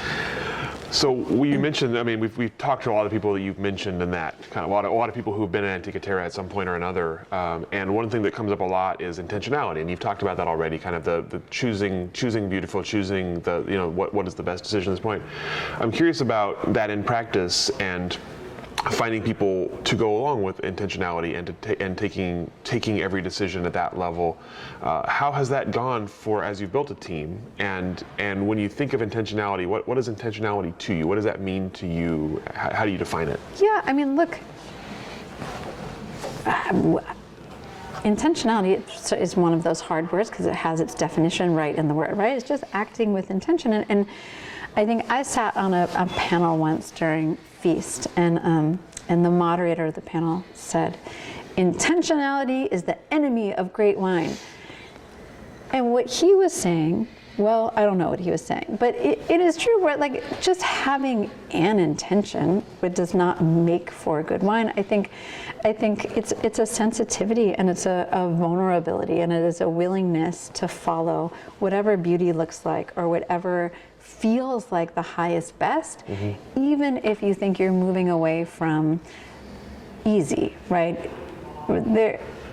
Easy or lucrative or successful, or right, like, and so it is keeping a level not so much of intentionality but of intimacy, and staying really close to those decisions, and not letting the sales team or the production schedule or the critic or the audience sort of come in between you and that decision, and just saying what feels really, really good right now. You know, when we call a pick, the fruit gets picked, it comes here, and the first thing that happens is Mimi and I, or before her Trevor and I, or before her Andrew and I, or Nate and I, would go into the room and just start eating grapes, right? And the reason that we're eating grapes and then putting different things together and seeing is like, like, do any of these parts want to be co-fermented? How much whole cluster feels like a good idea here? And so it's not starting in February and saying, I make wines that are 33% whole cluster, right? In this moment, even if 2 days before, when you're in the vineyard and you're tasting, you're like, oh, this is going to want a lot of whole cluster. That moment when you're in there and you're like, oh, yeah, actually, no.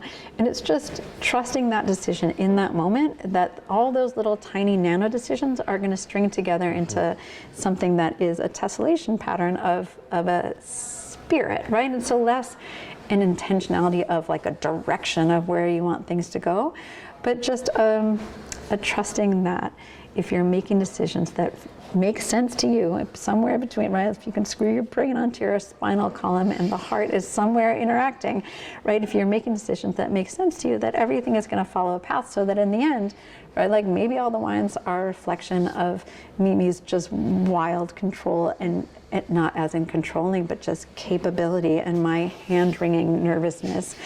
And both of us saying, well, that's not the highest best, get higher. And so I think, you know, it can be a nerve-wracking place to work sometimes, because there is a lot in our society that allows for the lowest common denominator, or the easiest, or the more predictable, or the one that, right, we are a data-driven culture, right? We see what worked before and then we repeat it again. And that's not the way we work here. And so much of the way we work, and it's not qualitative, it's qualitative for me, right? Like, it feels better for me to work that way. It's not, right? Whatever, Tesla, Twitter, right? Like any, Amazon figured out what worked well and then did it over and over and over again. And that those things work. It's just not the way that we work here. And so, you know, coming up with an idea and having somebody, anyone on the team, be like, not higher, get higher. That's not good enough. That's not the most beautiful. What is that? The most beautiful thing we could do is that can be really frustrating, disheartening, nerve-wracking, right? Like, and so it's not like everyone hew to my idea of beauty. It's just everyone be ready to aim really, really high. And so I think it can be really nerve-wracking at first to be allowed to work in that way, and then to not trust in yourself that you know what highest best might be.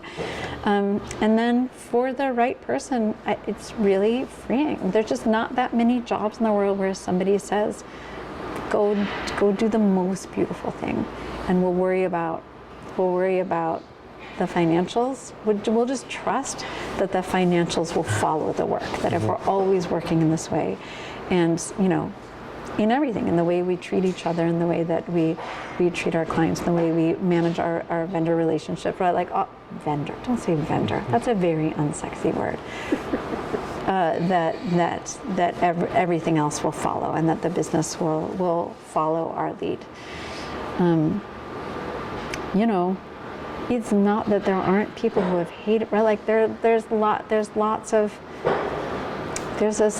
a certain amount of churn, right? Like people have to find the culture that's gonna feel best for them, and working here for sure is not for everyone. And I'm a terrible manager, right? Like I've never managed people before, and so we grew this team, and you know, I never read about winemaking. I read the Harvard Business Review and the McKinsey report, right? Like I really want to be a good manager and leader and business owner, and I fail at it all the time in infinite ways, right? Like, I don't know, it's a thing that I think we struggle with all the time, is that in so many ways we feel like total babies, right? Like we are, right? Winemaking is generational, and we're in year 17, and so we are, and yet we can't look like rookies anymore. The wine is really expensive.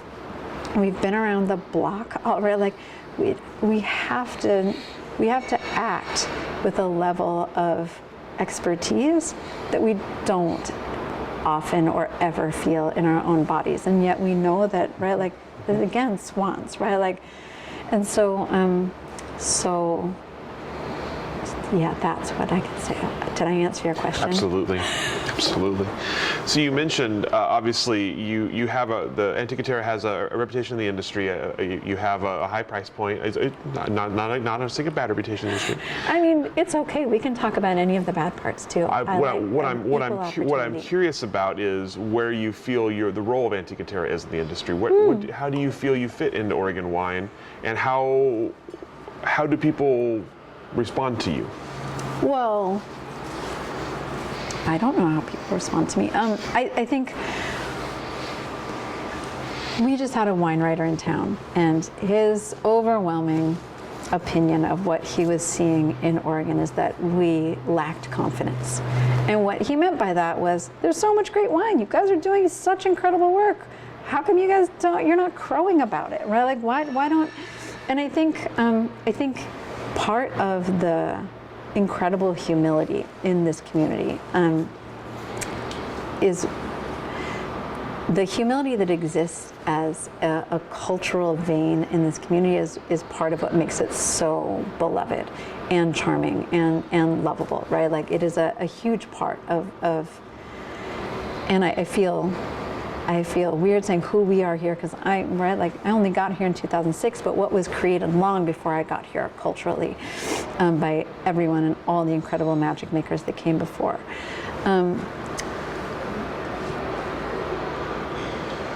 I got to come in on their shoulders, right? And so there was a time, even though very few people are paying, wine is a very big world. Mm-hmm. And so while we're sitting here, it feels like Oregon really has a lot of mind share. But in real life, right, we're still so tiny, mm-hmm. so tiny. And so if you look back to 1965 and 66 and 72, and we're like, when all of the legacy builders who came here before us were doing this, nobody was paying attention. And so in order to make any of this work, it had to be priced really low, right? Like it had to be accessible. There was no real risk taking allowed, because if you at that pricing, if you lost, yield, right, you were sunk. You weren't gonna. It was a different calculus for sure. And so now that they already created this reputation, right? When I got here, all of this already existed for me, and so. By working in this way, where we don't have a sales plan or a production goal or things like that, and we say, okay, well, we're just going to allow wines to get into the bottle that are the most beautiful thing that were possible, right? There could be any other much more beautiful thing in this valley with our neighbors next door. I'm not saying we're better at it than anyone else, but to our eye, what's the best thing we could do in front of us, and not allow anything else into a bottle. Because of that, we have, right, like not only did we have to price our wines higher, if we're gonna throw away that much fruit, right, the cost still went in. It's not manufactured. We're just working on the same exact tiny margin. The wines had to be more expensive. And then hopefully, because we worked in that way, the wines held their value at that price, right? And so if we just called out a price, but we let all of this imperfect fruit or imperfect work into the bottle, it wouldn't, hopefully, right, like the market would call it out and say, that is not a value. That wine sucks, and I'm never paying that much money for it again.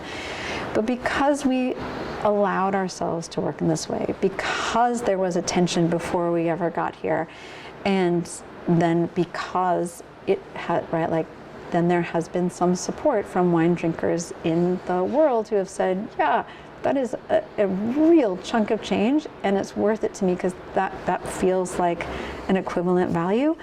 Then I think that we are some of the people who are showing that it's possible, right? And so I think so much of what came before and exists today in winemaking is it rests on a seat of impossibility, right? Like impossible. You know, I want to make Gamay, whatever, fill in the blank, Timorasso, Godeo, whatever, but nobody's ever going to pay me any money for it because it's fill in the blank. And so therefore, I can't farm in the nicest way. I can't use the nicest part of my vineyard. I can't farm for, you know, for low yields. I can't put it across the sorting table for 20 hours. I can't put it in a beautiful barrel. I can't keep it in barrel for a long time.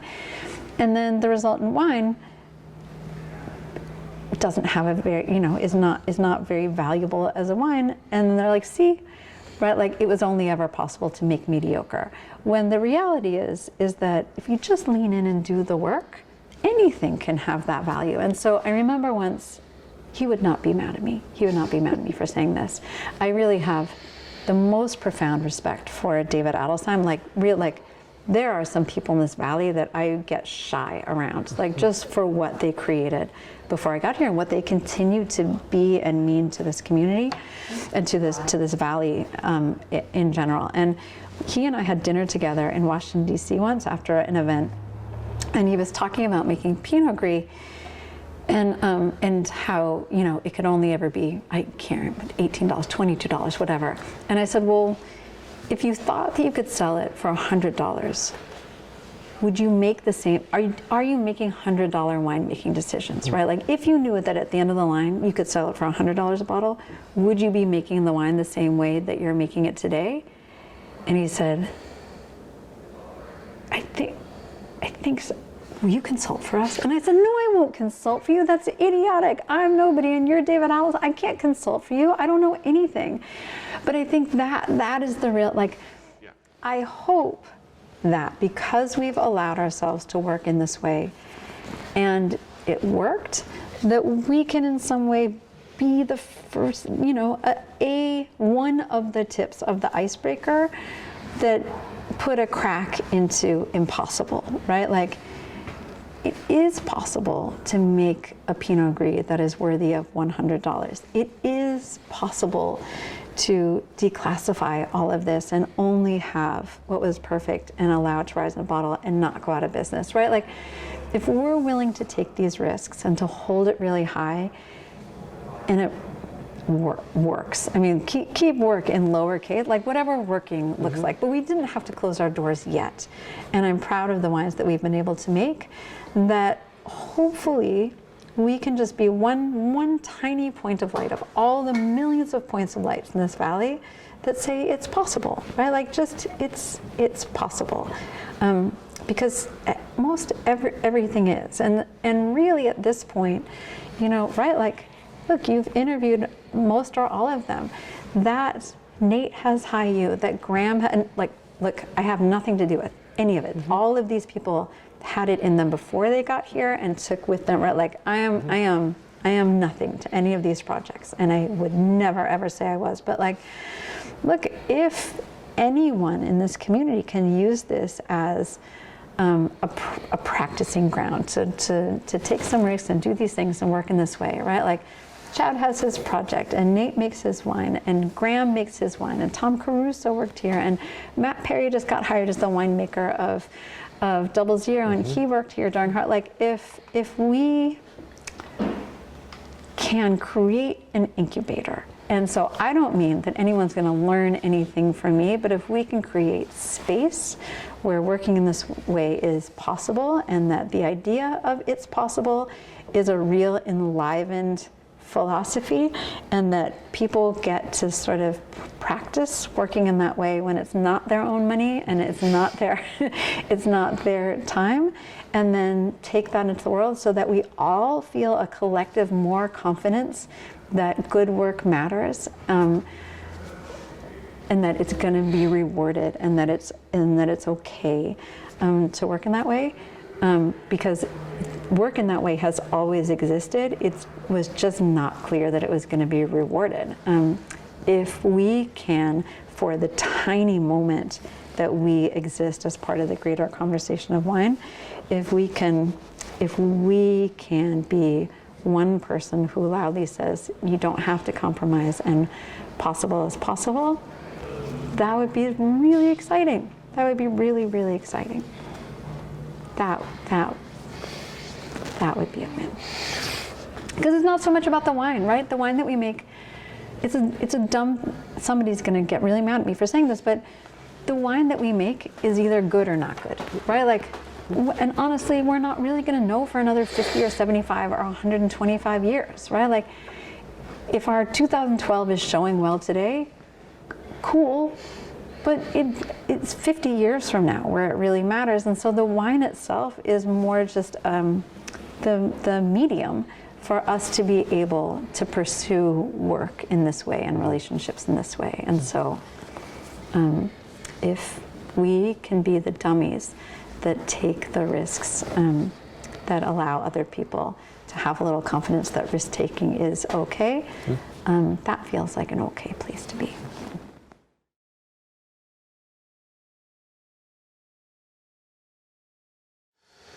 All right, my name is Rich Schmidt. We're back with Maggie Harrison for part 2 of our interview. It is May 12th, 2022. We're back at Antica Terra in Dundee. Maggie, thank you again. We do really appreciate this. Thanks for putting up with me.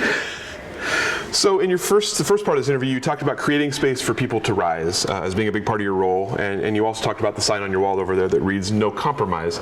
So I'm curious how you make those two concepts sort of fit together. How do you make both those things happen simultaneously? They're the same thing, right? The way that I learned how to work, and I think we talked about this last time, I really thought that my former boss's mentors shaped me, right? Like, I thought that I was a kind of crummy person, and then they taught me how to be a good person. And it was only much later that I looked back and realized that the things that I equated with being a good person were always there. They just didn't have space. There was no invitation to act like that in my regular life before I was an assistant winemaker. And so really the way we work here is that way, right? Like, it's just and no compromise just means you decide what's the most beautiful thing you can do in that moment, whatever, no matter what you're doing. And then you do it, right, without compromise. And so I don't remember anything we talked about last time. That's and fine. So I might repeat myself, but once you decide what's the most beautiful thing to do, you typically find also it's the most expensive, it's the most tiring, it's the least convenient, it's the most annoying. And so there's all these reasons to cut corners. There's all these reasons to compromise. And frankly, you can get away with it, right? Like, you don't have to do the most beautiful thing. You don't have to take the hardest route. You don't have to push beyond impossible, right? Like, I think that we are trained, sort of as humans on this planet, that there are brick walls in front of you and you get to impossible and then you have to stop and turn around and figure out a different way. And I think that the reality is more often possible, hard maybe, or annoying, but not impossible. And so those two things dovetail into each other, because the way we work here is right, like, it's possible. We're just gonna do it. And so if you are a person, right? And you like your work day to sort of look like Fred Flintstone, like woo-hoo, and everyone walks in the door, and then you do your work in a place, and then woo-hoo, and everyone walks out at the same time, and you just sort of do a mindless thing.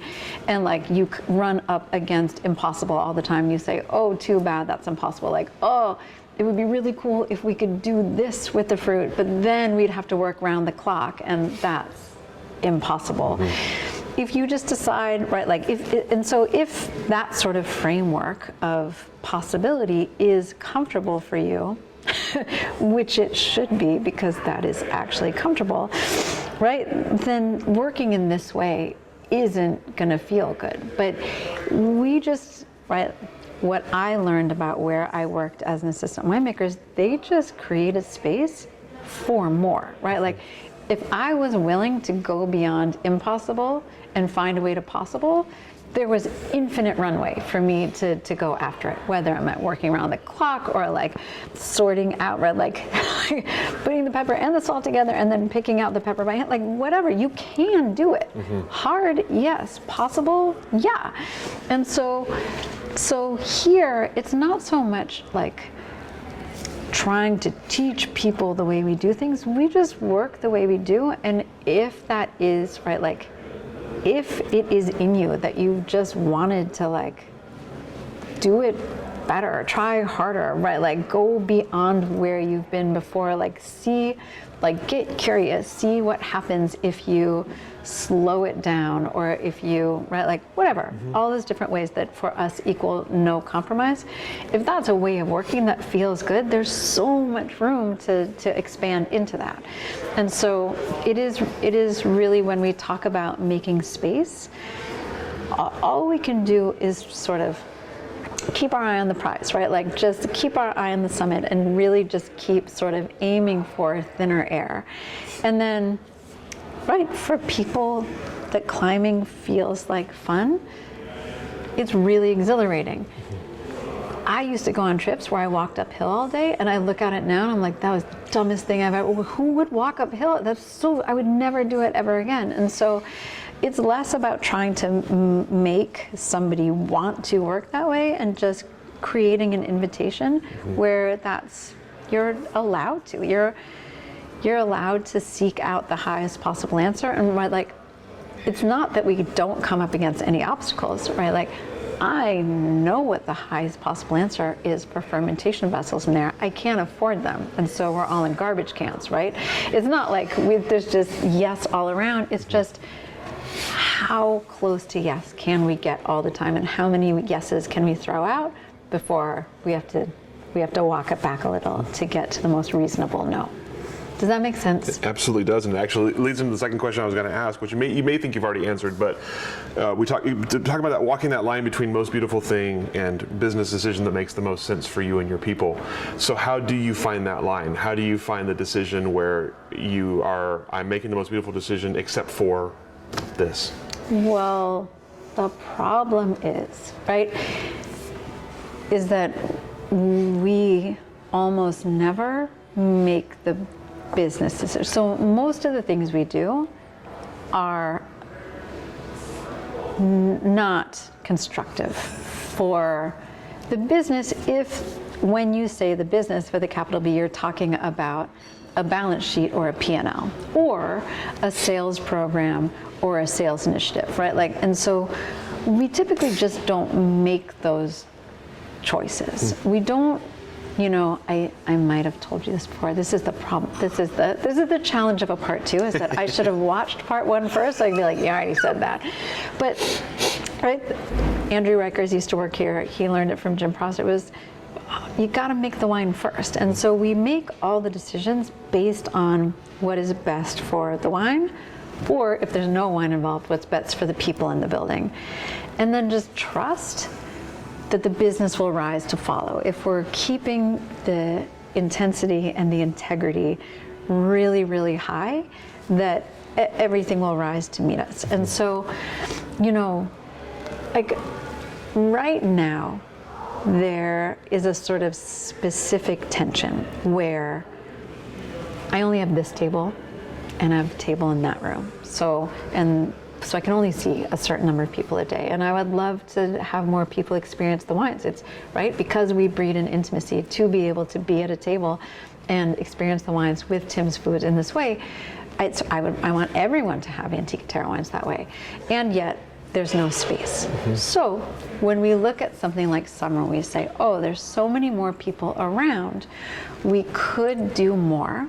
We could see more people, and yet there's only so much capacity. And so right now we're have designed, and are about to implement all of these different experiences, which will be a push, right?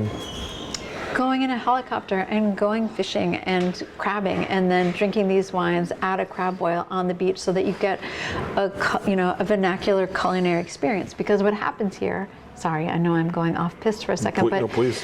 Right, I mean, you go, I know, but it is true. You go to Tuscany, right, and you eat bistecca alla Fiorentina and you drink the wine that came from the place, and those things go together. Or you go to the Val d'Oste and you have buckwheat pasta with cabbage and the cheese and the wines. And oftentimes people come here and they eat pizza, or they eat Thai food, or things that there is a really crazy rich vernacular culinary experience from this place, and we're not always taking advantage of it. And so, we built some things this summer where we can go into the forest and forage, or we can go into the sea and pull all these things out of the sea, or we can go and harvest rocks for the rock top barrels. And so it's sort of a lot to execute for a maxed out team, right? Like, we're all working as I have a bracelet that says swans on it that my team made, because under the water we're paddling as fast as we can, and we're just trying to make it look cool. And so the question came up yesterday was, why are we doing more? Maybe let's just do what we're doing. And so on the one hand, doing more does more for the balance sheet, but it also feeds the part of us which is, we can create so much beauty. Like, there's so much beauty that exists beyond this table. And so let's just lean in and see if it's too hard, too uncomfortable, too hard on the team, we'll back off and we won't do it. But sort of, it was born of, let's make something more beautiful. It then served a business need, which was getting to meet more people and having more people get to experience the wines with us. We sort of ran it down the business need runway, and so we were like, oh, no, I don't want to take off. Maybe this is all going to be too hard to execute. And then got back by the end of the day yesterday was, well, let's see, right? The Wright brothers weren't like, well, what if it doesn't fly very far? They said, let's just see how far we can go, and if it's terrible, we won't do it again. But we gotta see it first. And so, to answer your original question, we wrote a strategy statement for the business. After being in business for 12 years, we wrote a strategy statement 5 years ago. And we revisit it every year to say, is that still what we want this business to do? And basically, I only let us write that when we were 12 years in, because I didn't want our actions to suit the stated goal. I wanted the stated goal to come from the way we built this life. And so now, whenever we look at it, we're like, oh yeah, that's actually really good. That feels right. But it only feels right because it was born of all of us seeing where the edges were and what more felt like for the first sort of decade plus of being in this garbage can. You mentioned Andrew as part of that answer. Obviously, a number of alumni of Antica Terra with their own projects throughout Oregon and elsewhere, some of whom we've talked about in this interview already. Do you see Antica Terra as an incubator for future winemakers? I mean, I hope so. I mean, I'll take it all the way back again. when my former bosses and mentors wanted me to make my own wine, and I did not want to, and I fought and was, no, that's not for me. I will serve your vision. I don't want to do it. One of the things they said to me was, look, if we're the only people working like this, and that's not qualitative. I don't, right, like they weren't saying we make the best wine or we're the only people, but just like this weirdo way of working where there's no sales plan or production goal or, right, like this block is going to go into that, wine or thing. Just this sort of let's not say more intuitive. This way that doesn't come from schooling, it doesn't come from wanting a desired goal other than beautiful. Mm-hmm. I know that all sounds like hyperbole. It's just, I always just have to work backwards, and that's just the only place that it ever felt good to aim for. So they said, look, we can't be an anomaly. If it's just us working like this, it's a blip. It didn't matter. It's a flame without oxygen. If you go out in the world, and whether you take what you learned here and use it, or take what you learned here, discard it, and then do your own thing, that's still taking what you learned here because you made the decision to throw it away, then we just doubled it, right? Like then we just doubled the, and so I don't hope that people come out of here making wines that look like ours or like, I just hope that we are able to create a culture where possible is real and more is real, and beauty is something that isn't just like aimed for, but is traded in on a daily basis. Mm-hmm. And if somebody walks away and says, that was garbage, I'm never going to do it like that, I still think it's a win for being able to push up against all of those boundaries where you don't feel comfortable anymore and you find your own place that is really comfortable. And so I think for all of us working in this valley, all right, our highest goal has to be to allow people to work in the building that are going to be stronger, better, smarter, clearer, have more of the story and take it further than we ever did, and frankly have our lunch, right? Like I hope that everybody that comes out of this cellar, that my wine goes up against theirs in a blind tasting and I die for theirs, right? Like I hope everyone beats me all the time, and I'm really competitive. I don't mean to be, but I'm really, really competitive. Like I don't play any sports, just in generally competitive. And so incubator in the clear sense where it is a warm and comfortable place for somebody to like make what comes next, not prodigy making. I don't hope that people come out of this building talking, walking like we do and making wines that taste like ours. That's also an honor, but that's not the goal. I just hope that we make an environment that gives enough runway for people to, and then I also really think, look, I really like the people that work here a lot. And I am not a person that should work by myself. It doesn't suit me. So my very best friend is a winemaker in Napa and works in his cellar entirely alone.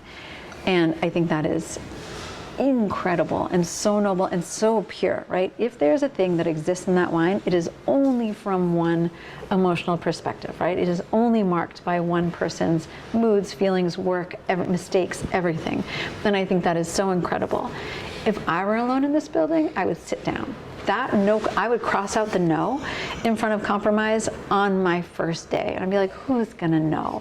I will cut every corner if you give me a chance, unless I have a team around me, and then I don't ever want to let anyone down, and I want us always to be reaching. And so incubator, are we still talking about? So the people that came out of this cellar. Well, I'm not sure where I was going with that, but all this to say is I just want this to be a place where it's safe to figure out how far you can go and where impossible really lives, and then take that architecture that you found into life. And certainly when you look at the people who have worked here, they all make wildly different wines, right? I mean, all of them, every single person, even if they just worked harvest here and went and made their own wines, like all wildly disparate from one another. And I think it's really exciting.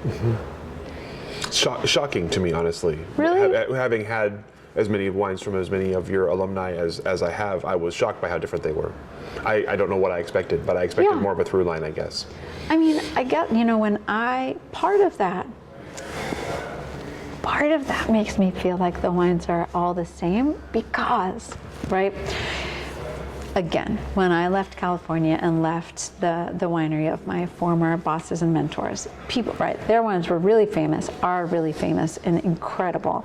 And so when I first started making my own wine, people would hold my wine up to my mentor's wine all the time and compare them. And if they loved my mentor's wine, they'd be like, oh, it's not the same at all. And if they hated my mentor's wine, it was typically because they'd never had it and they just had a bias against it because of a million different things. And then they were like, oh, phew, I love this one. But the thing that was so fascinating to me is that, stop me if we talked about this already, but most assistant winemakers, when they leave and go out on their own to go make their own wine, they can't wait to get away. I'm never going to do things like that guy. I would never, did we talk about this? Oh, great, right? Like, I would never do that many pump overs. I would never do, but I didn't feel that way at all. I mean, all I really wanted was to reach the same level of emotionality that I saw in those wines. I mean, like the day that I got talked into starting my own brand, I took a bottle of my boss's wine and I went out, my then boyfriend, now husband, we went out for a hamburger and I opened a bottle of wine and I said, look, I need you to pay perfect attention to this wine. And we're not gonna make this variety and I'm not trying to make that wine, but I need it to feel like that. I wanna make people cry. Sorry, I know, competitive. And it's a terrible kind. And so really at that time, when I made my first vintages of my own wine, I wasn't doing anything differently. We were working with the same fruit in the same cellar using the exact same methods, right? Like I was helping make those wines and make my own wines at the same time, doing the exact same things. And the wines turned out so differently. And that is because my boss and mentor is a 9'9" Austrian person, filled with confidence, and I'm a 5'5", like neurotic Jew from Chicago, and my wines felt like me, and his felt like his. And so, in some ways, when I look at everyone who came out of this building, and the wines are so different, I think it's emotional transparency, right? Like Nate's wines look like Nate, and Graham's wines feel like Graham, and whatever, Chad's wines are totally Chad. And I think that oftentimes just that level of imparting, right, like that you can feel that there is a beating heart of someone behind the wines. But I think that's how we fall in love with wine altogether. It's not sort of technical skill or prowess or things, or I hit this metric or I got that number. It's that I made decisions that made sense for me because it felt good while I was doing the work, and I felt like I was doing good work. And sorry, I don't mean to be on moonbeam about it, but it's true, right? If we both listed all of the wines that we love in the world, there'd be nothing they are not all uninoculated. They're not all unfined and unfiltered. They're not all Bordeaux. They're not all tannic. They're not all sparkling. They're not all high acid. They're just made by people who were in love with the work. And so I think in some ways, and this is not taking credit for anything because I could never, they can take credit for the wines that happened here because they made those wines with me and for me. I could never take credit for anything they did. But I do think, I think it's really nice that those wines truly, honestly, wholly, right? It's like dogs and their owners. Like those wines look like them. And I think it's the highest possible answer for somebody making something. Our questions are really well laid out today. Your answers are leading me right into the next question each time, which is perfect. I'm so happy. Are my answers really well laid out? Yes. Long. So we've talked a lot about the process here. Obviously, a process-driven kind of winery, more than maybe any other. So what then is an Antica Terra wine? What are the notable characteristics of the wine that is in the bottle? Yeah, I mean, I don't know that there is one. I would say that the way that we make wine, and it is not a function of like, oh, we do punch downs, or it's not because of, something that is extractive or a long time in the press. I think our wines breed a certain intensity, and I think it's because we work with this, we take everything really seriously, and because of it, I think we end up making serious wines. And so I remember when Nate was working here, we had both really become enamored with the wines of a producer in Burgundy, and the wines were really like pale and transparent and lifted and fair, and we're like, oh, we want to make wines like that. And so we really made a plan. Here are the things we think we can do to make our wines resemble their wines more. And we've tried. Like, we're going to leave them on the skins for less time. We're going to massive, right? Like not massive, like monolithic or heavy or brutal, but just like serious. They were so like, I don't know what I could do with wine. Doesn't behave that way in my hands. I can literally not touch it ever.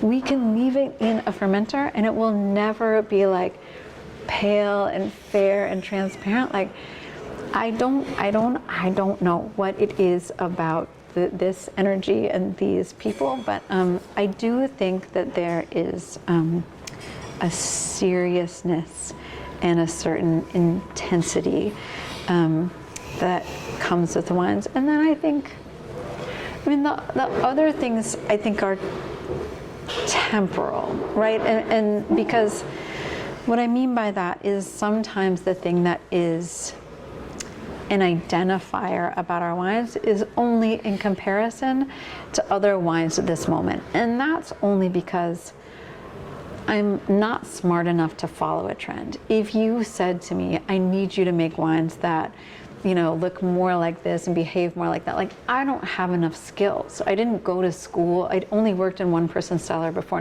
So I don't know how to do it anyway. And I don't believe in it, right? Like I really take seriously this quote that came from the director, Andrei Tarkovsky.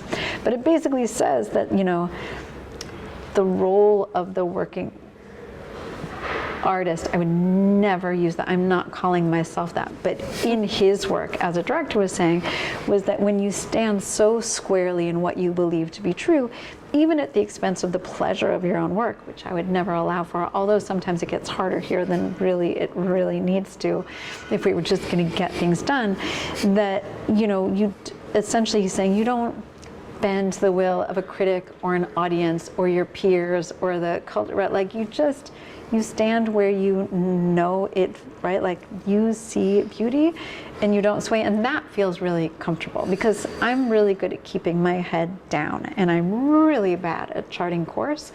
And so sometimes I think the things that are potentially indicative about the wines that we make are only in comparison to the wines around. If other people are more talented at meeting an audience where it is, or meeting a movement where it is, or meeting, criticism where it is, and I'm still standing in one place, then there becomes a comparative sort of discord or a disconnect that then makes my wines feel identifiable, but only in relation to anything else. And so those things, when the pendulum swings one way, I think that my wines, right, like sometimes feel like they live over here, and when the pendulum swings the other way, my wines feel like but it's not because we're acting counter to anything, it's just because we didn't swim upriver, because we didn't know how, or I didn't understand why we would. And it's not qualitative, or like, I think you can make incredible wines moving in that direction. I just think because sometimes we haven't, it looks like our wines feel different than some of the things around. So given everything we've talked about the process, about the wine, about how much of you and your team is in the bottle, how does it feel, or does it bother you that some of the wine you might have poured your heart and soul into might never be experienced, or might never be experienced in your lifetime? I'm curious about the idea of Antica Terra wine as a commodity rather than as a beverage. I mean, the reality is we're not there yet. You know, we talk about these things because I like to sort of imagine myself with my perceived peers, right? Like, what if I really did stand shoulder to shoulder with all of my heroes in the world? But like, when I went to go visit Bertrand de Valent at DRC, and was showing us around, and we're tasting things, and it's all very exciting. And they had done this thing where they were putting a little drop of beeswax on the top of their cork before the foil went on, because they could DNA, because the bees came from their property. If somebody wanted to counterfeit the bottle, they could do a DNA test on the wax itself and then verify the bottle. And I'm taking pictures, right? I'm like, that is so smart. Nobody's counterfeiting I never have to do that. Not only not in this lifetime, not the next lifetime. Like, that is generations and generations and generations. And so, you know, we don't make very much wine, and so it is true that there is a certain scarcity, but it's pretty darn far from, like, I don't need RFID tags on my wine, but like, it's not really, you know, when I left my job as assistant winemaker, you know, the wines were selling at auction oftentimes for $45,000 a bottle. That's not much, right? Like, we're nowhere close. And so I think the harder thing for me in that, and for Mimi in that, and for everyone that came before Mimi, is we don't have less than things. Oftentimes in a winery, there's a certain, actually it's not, maybe less verticality, it's just sort of spread of effort and of quality, right? Like, younger vines or a poor performing block or things like that.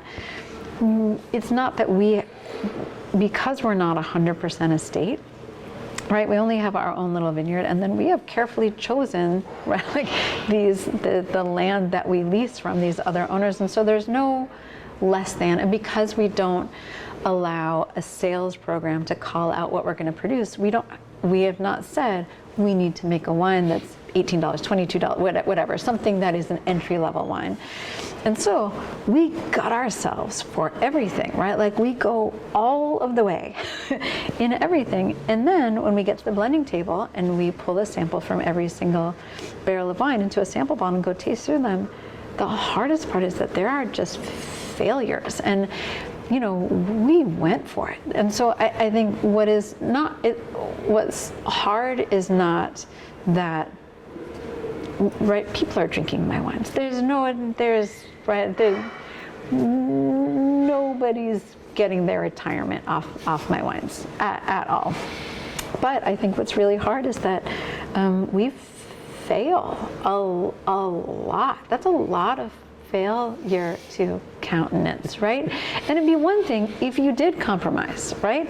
And if you're like, oh, well, yeah, I mean, we didn't try that hard, or it was our lesser fruit, or like, oh yeah, we cropped that out high because we wanted to make rosé out of it, or thing. Like, if there were all of these things that when you found something that was not superlative, and you're like, of course it's not superlative because I didn't try to make it superlative because that wasn't in the plan.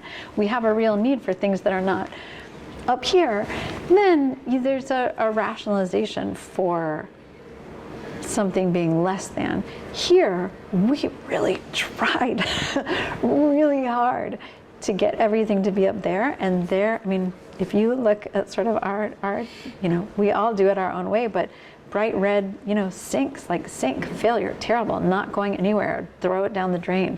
That part's hard because I don't think we're getting better at it. Like, we're not on a steady trajectory where it's like, oh, we used to have this many failures, now we have this many, and not like, you know, in any given vintage, there is a lot or a little that doesn't find its way into a bottle, and that feels bad. Right? I mean, in 2019, we sorted out a tremendous amount of fruit. We sorted so much of the fruit we sorted by scent. We threw away all of this fruit, and then we only put into bottle 60% of what was in barrel, right? Like, that's when I called. We have a board of directors of exactly one person, and you can't see it when you're at the blending table because it's all moving around, and you're just building successes, and so it feels really enlivening and exciting because you're finding all this beauty, and it just feels amazing. And it's not until you get away from the table, and then you get the whole of the spreadsheet in one place, and then you see how much got left behind, and it was a gut punch. I mean, because not only are Mimi and I making this wine, I'm running this business, and that's not getting you to being able to keep the doors open. And so I called and said, hey, we just finished the blending table, and I'm declassifying 40%. Do you want me to hand in my resignation? And he generously said, no, of course not. Are the wines great? They're really good. I think they're the best wines we've ever made. Great, congratulations. And there was no conversation, but that was the hours before I had that phone call, and actually even talking about it today, like knowing that I failed to make 40% of the wine good enough to get into a bottle, that's the hard part of it. Not that somebody's going to put it in their cellar and sell it instead of drinking it, because we're not there yet. And I hope our wines have value because they're good enough, but I always hope people are drinking them. There's better ways to make your retirement. So with that kind of, as you mentioned, a gut punch, I mean, for you and for your team, how do you manage through that? How do you get yourself through it, and how do you get your team through it? Because, right, I mean, we made it, this all sounds like spin. It's really not. It's the same reason that guy, when I called him, could say, oh, did you make the most beautiful wines that were possible on the table in front of you? And I said, yeah, without question, we did. I mean, we could have fit more of those 40% into a bottle and still made something that was really good, or really, really good, or outright delicious. But by taking more of it away, we made something that was better. And since we, however many years ago, right, decided that was going to be the only, but we were going to make the most beautiful choice in every moment for ourselves and everyone who drinks, for ourselves and everyone who drinks the wines, then it gets really easy, right? Because again, look, every time I have to open my wines for a table full of people or a room full of people or for my mom or like whatever, if somebody hates the wines, I'm competitive. I like praise. It sucks, right? No, but if I open wine for you and you hate it, and I can say, I honestly did everything that I knew how to make something that was not hateable, at least you get to leave the room with your head held high. And so by not, I have to make different words, by not cutting corners and by not compromising and keeping really true to that original idea that is the sort of founding value of this company as a whole, then at least you have something to measure to, and you can only ask yourself, was that the best thing we could do? Yes. And so is it a failure? 100%. It's an absolute bloodbath. And it was the best thing we could do. And so that's if I looked at that one, I was like, oh, if I only just did one more pump over at 2 o'clock in the morning, if I only just didn't put those 3 extra barrels in, if I didn't, right, like if we only were more meticulous in removing the shoulders on every cluster, whatever, if I can find things that we should have done and then think maybe you wouldn't have hated the wine if I did them, that's the part that feels worse. We're not that talented. We're not talented. Mimi's really talented. I'm not talented. We just work really hard. And so as long as we know that we worked as hard as we knew how to work, then it's a failure and the best that we could have done at the same time. Does that make sense? I don't mean it to be too like, I don't need to take us to the therapy session. I've never been in one, as you can tell, but it does seem like I keep getting a little heady. We'll try to keep it on the material thing. How do you feel Antica Terra is perceived within the Oregon wine industry or by the Oregon wine industry? I don't know. I mean, I can say that I'm saying that really honestly because I will say personally, I feel a little, God, this is way too personal. Well, anyway, I feel kind of like a skunk, right? Like, I think I'm really soft and friendly and kind of cute and like bushy tail. And sometimes people are like, ooh, no. And there's a real disconnect. Like, I recognize I might be not welcome. So sometimes, and I still don't always understand. I don't understand. Meanwhile, that's all my perception. Nobody's ever said that to me. Nobody said, hey, I really don't want you around your table. Please don't spray my dog, right? Like, that's not the way people, that is personal how I feel about it. I can say, so while I don't know how we're perceived in the Oregon wine industry at large, I can say two things. One is that we've done an exit interview with every single person that's been in and out of the cellar, including every single person that comes and works harvest, which I think is really rare. I have no idea because I don't talk to anyone about it. But every single person that comes and works with us during the harvest season has an exit interview at the end of the season.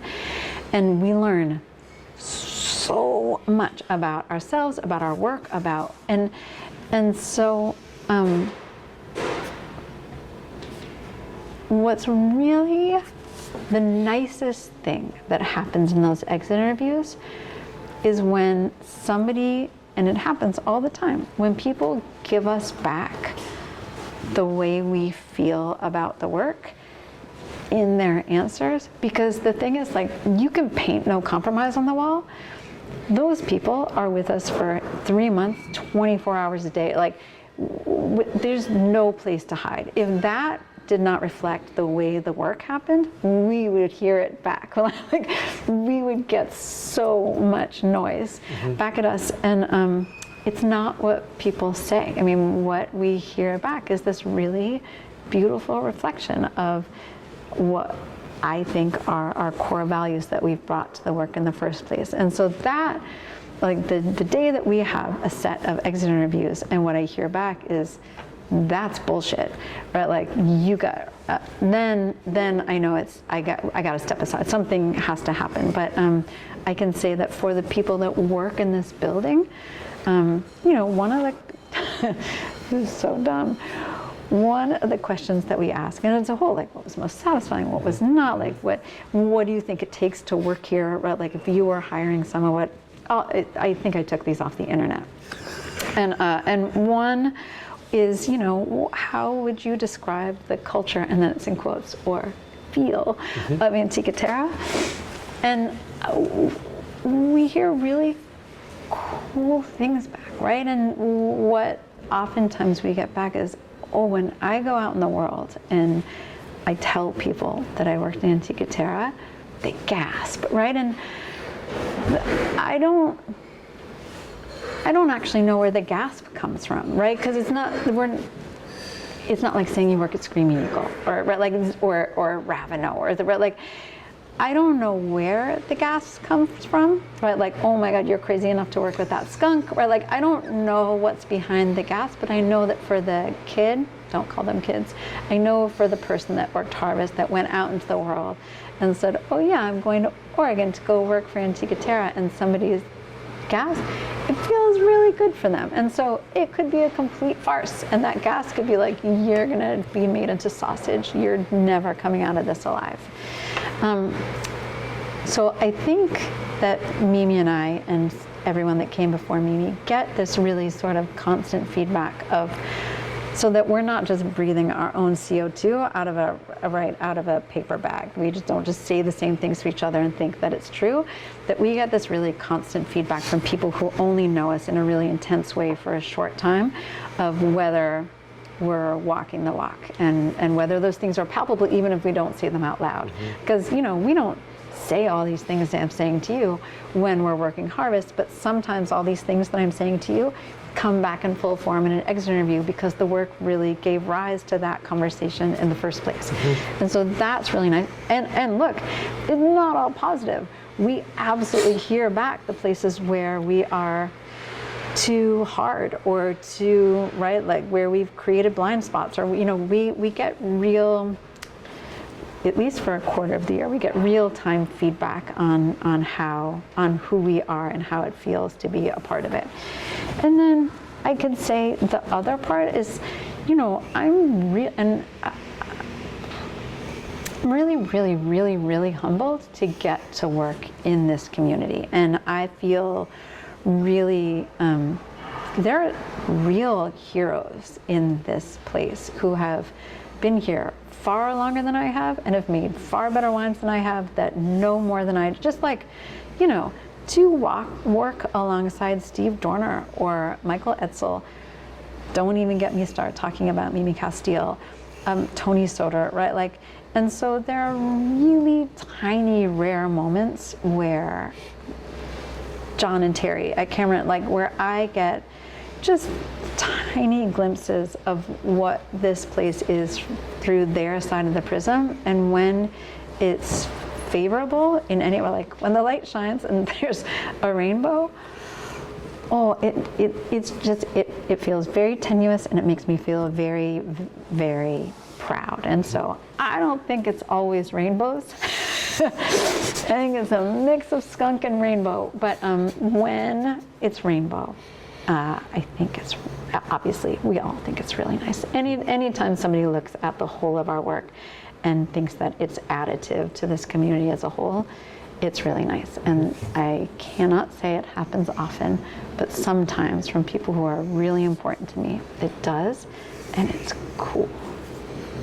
But I don't know, honestly, you probably have more an idea of how we are perceived in this industry more than I do. Partially because I'm shy, and partially because I live in Portland and I have kids, and I don't go to Lo-Fi after work, and I don't hang out at Lumpy's, and I don't, like, not because I don't love this community, like, I come here and do work. We're not sort of in, there's no winery right next door. When we go and eat at the picnic table, there aren't other winery teams to sort of bounce things off of.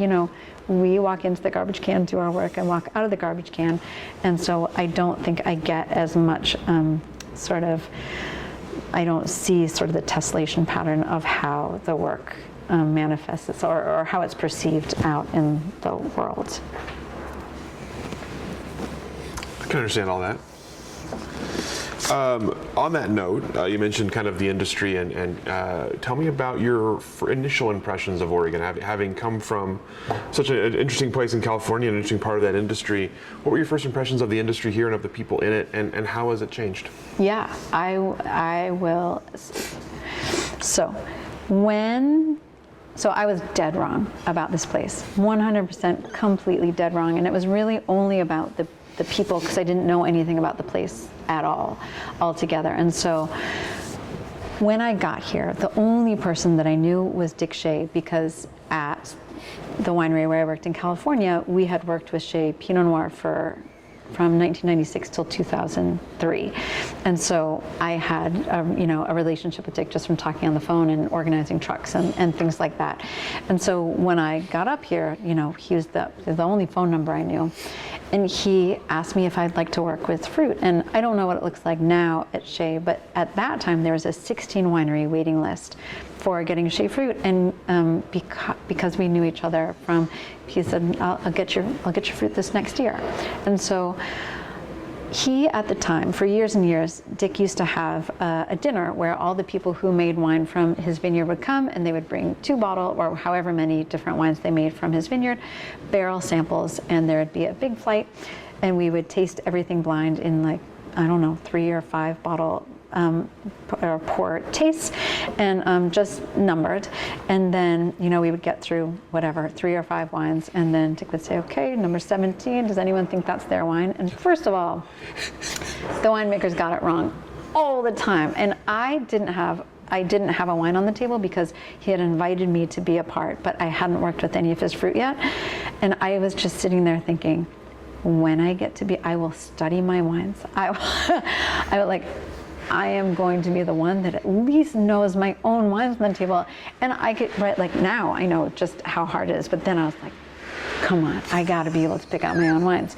But I was going around like, oh, I think that's mine, and it was never that person's wine. But we get to this wine, and we're going through all these flights, we get to a wine, and it is quite literally the most flawed wine I've ever put in my mouth, ever. Like, bad, so bad, very, very, very, very, very troubling. And I was like, oh my gosh, this poor person, right? I know how this happens. This person's running a business and is busy, and was going from this place, and that vineyard to that vineyard, and called, the assistant winemaker and said, hey, I got to go to that shea thing tonight. Can you pull barrel samples of all of our shea blocks? I'll pick them up on my way through and hand them over to Drew Voigt or whoever was there at the I think it was Drew. No, I'm not sure. And we'll pour them at the tasting. And I thought, there's no way. And I said, okay, number whatever, 22. Does anyone want it? And the winemaker said, oh, that's mine. And said, so you guys, I want to talk about this. And then just what was like, so it came in and just everything. Numbers that came in, what it looked like when it came in, what the winemaker did when they brought it in, every single practice down to like minutia, and everybody leaned in. Nobody was like, I can't even believe you brought this. And I'm like, did you try doing this? I had this issue in 1994 and what we did, and I talked to Gordon at ETS and everybody, the whole entire room, and we spent 45 minutes, an hour, a long time, everyone just really leaning in and wanting to help, and this winemaker is taking notes, and that's a really good idea, and just so not only unafraid to have that wine in front of other people, but so eager to have everyone talk about it, to taste it, to talk about it, to give advice, to work through it together. And I was sitting there and I was dead wrong. And first of all, what I knew about where I'd come from, that would never happen. Never, ever, never, ever, ever at that, maybe it would now. I have no idea because I moved myself up here, but at that time, somebody would put Rousseau in their bottle and put a cork back in it before they would ever take something like that to a tasting, ever, ever, ever, and admit that there was a failure or a flaw or a problem in their cellar. Never. And then I really looked around and thought, oh, this is so quaint. This is never gonna last, right? This whole cute, collaborative, cooperative thing that everyone's doing right now, that's because this place is like Denmark, right? And I lived in Denmark for a year, and one of the things about it was that there's no wild innovation. Nobody runs ahead real far, and nobody gets left behind. And all decisions are made by, what do you call it? When everyone has to agree. Consensus. Thanks. And so, like this, and the reason it can work like that is because everyone's content, right? And what I saw when I got here was, look, coming from the Central Coast of California, it felt like the whole state of Oregon was on sale, right? Like I was never going to own a piece of land or really even own a house in Santa Barbara, and I got here, and just the barrier to entry was so much lower. And at that time, the way it felt to me was everyone who wanted to own land, everyone who wanted to make wine was making wine, everyone who wanted to have a restaurant had a restaurant, or a dress shop, or was making films, or wanted to write, or whatever, because the barrier to entry was pretty low, and people were selling wine, right? Like everyone who wanted to make wine was making wine, and everyone was selling their wine, and there was a certain sort of Scandinavian contentedness.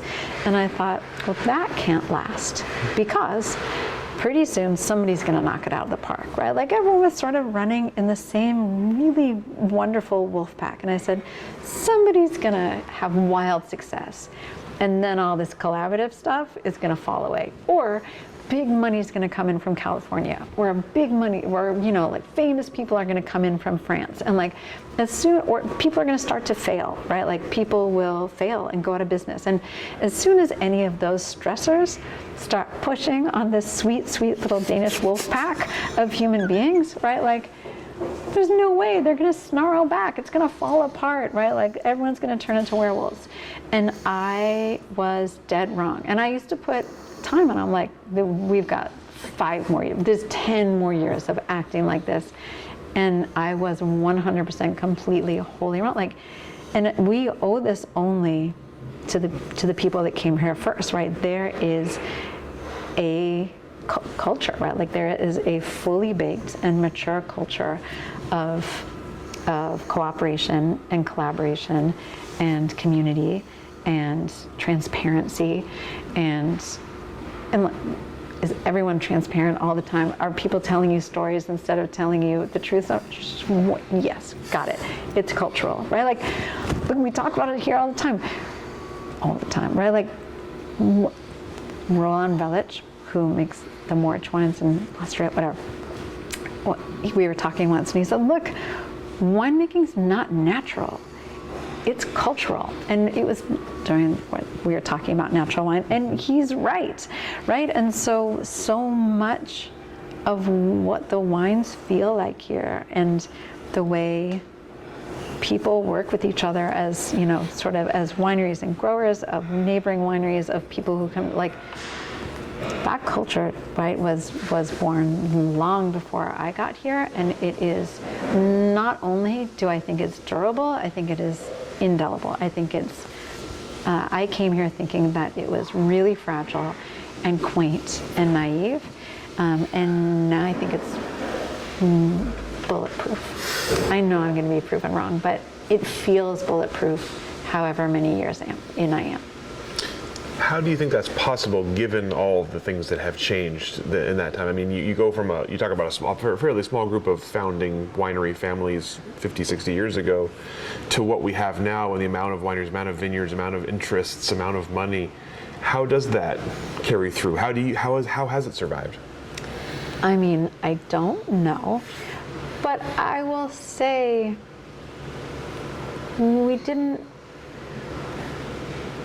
there hasn't been, I don't think, a really meaningful inflection point, right? And so, yes, big money's come from California, but if you want to buy a vineyard still tomorrow, right?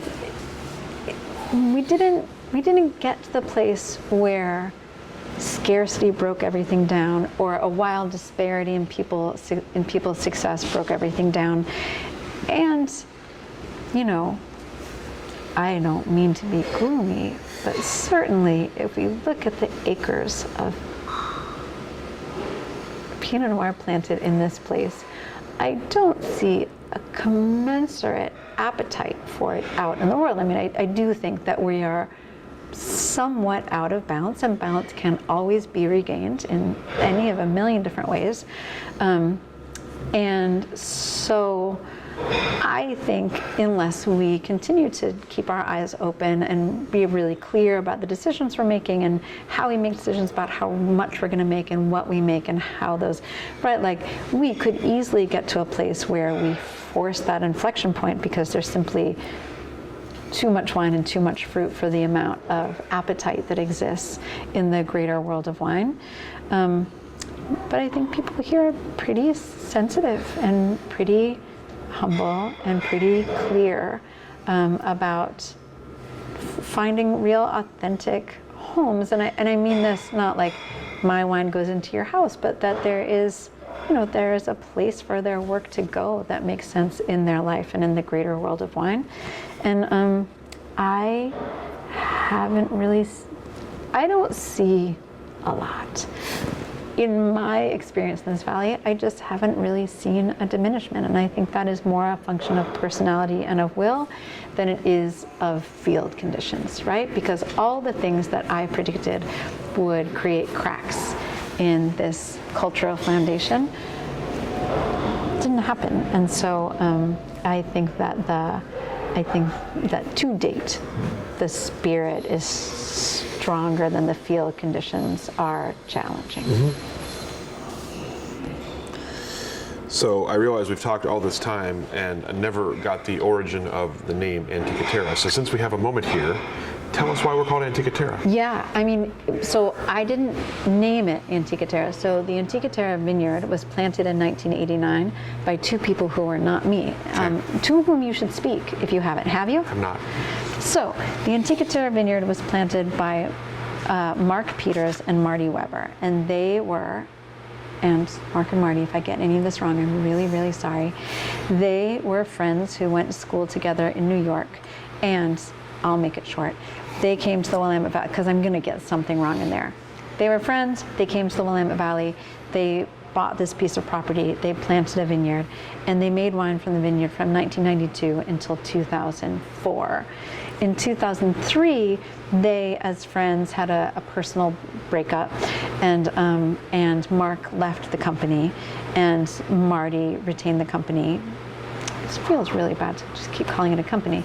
He retained the winemaking and the winery and the vineyard, and then he has a real day job and couldn't quite hold it together all at the same time, and so sold the vineyard in 2005 to my investing partners, the three people that own the winery with me. Mm-hmm. And so the very first thing that we were going to do was change the name. Right? And so we started sending names back and forth, right? Back and forth. There are three of them, one of me, names. And what became clear really quickly is they are really bad at naming things. And I mean bad. Scott, if you ever watch this, I'm sorry in advance. One of them wanted to name our winery Rover. But not a dog. Like, we are travelers, and we were going to tell stories about the trips we take between each season. At the time, I really didn't travel at all, and so that didn't really ring true. Somebody else, John, I'm so sorry, wanted to call it Valhalla. I was like, gentlemen, we are a Mexican, two Jews, and a Greek. We cannot call it Valhalla. That is somebody else's heritage. We are not allowed to have a winery called Valhalla. And so we went around and around like this. But as we went around, look, it had already been in existence for a while. It felt sort of like adopting a 13-year-old daughter and changing her name, right? It already was Antica Terra. And frankly, I mean, Antica Terra means two things. Literally, it means ancient or old earth, but what it means as an idiom is the old ways. And so sometimes I'll get something, I'll get something sent to me, and it's hashtag Antica Terra, and it's like somebody going and visiting an old stone mill in Sicily, right? And it means the way things used to be done, and that really rings true with the way that we make our wines, right? We don't have stuff, right? We don't use commercial yeast. We don't use enzymes. We don't have an optical sorter. We don't filter. We don't do reverse osmosis. We're making wines very much the way wines were made a really long time ago. And the vineyard itself is planted on prehistoric seabed. So whether it's old earth or doing things in the old ways, started to just feel really good and really clear. And so, before we tried this naming exercise, I was pretty clear that if I was ever going to name my winery, it had to be in English, right? Like, I was born in Chicago. I only speak, well, I used to speak Danish when I lived there, but I can't anymore. I mean, enough that somebody would be impressed, but not really. But really, I'm pretty American. And so, for whatever that means, and so sort of naming it something French or Latin or Italian seemed a little like we have words for those things in this language. And so I really swore that when it was time for me to have a winery, it would have a name in English, right? Like, I don't really have a clos or a domaine.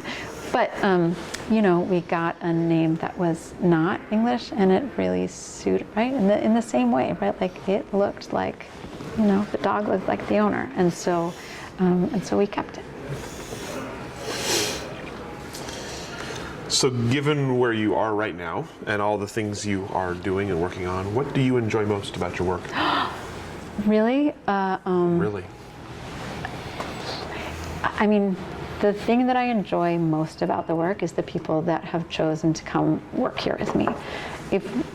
And by the widest margin, right? Like, I know I said before, I would sit down. I am pretty wimpy, like I am unstoppable, but like not not strong. I'm not cut out to be a winemaker in a million ways. And I am so incredibly energized and also tortured, and or like I'm a poor manager of people. I'm really trying to get better at it, but like that part's hard. But the spirit, personality, talent, energy, creativity, humor of the people that have chosen to work here with like, oh, it's so good. I am the luckiest person in the world.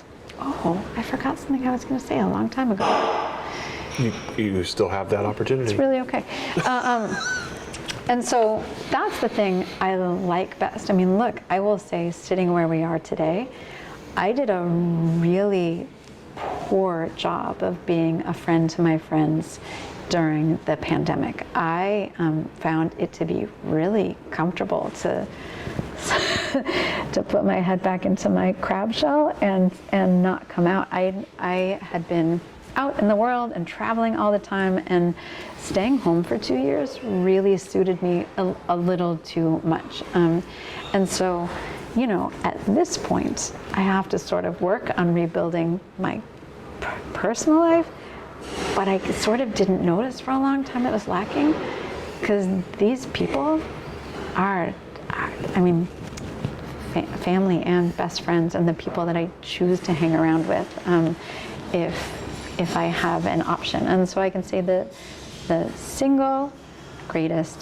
thing is that we have now been around long enough that a certain density of people, right, a certain number of people have found their way here and found it to be a place that they want to stay for a minute.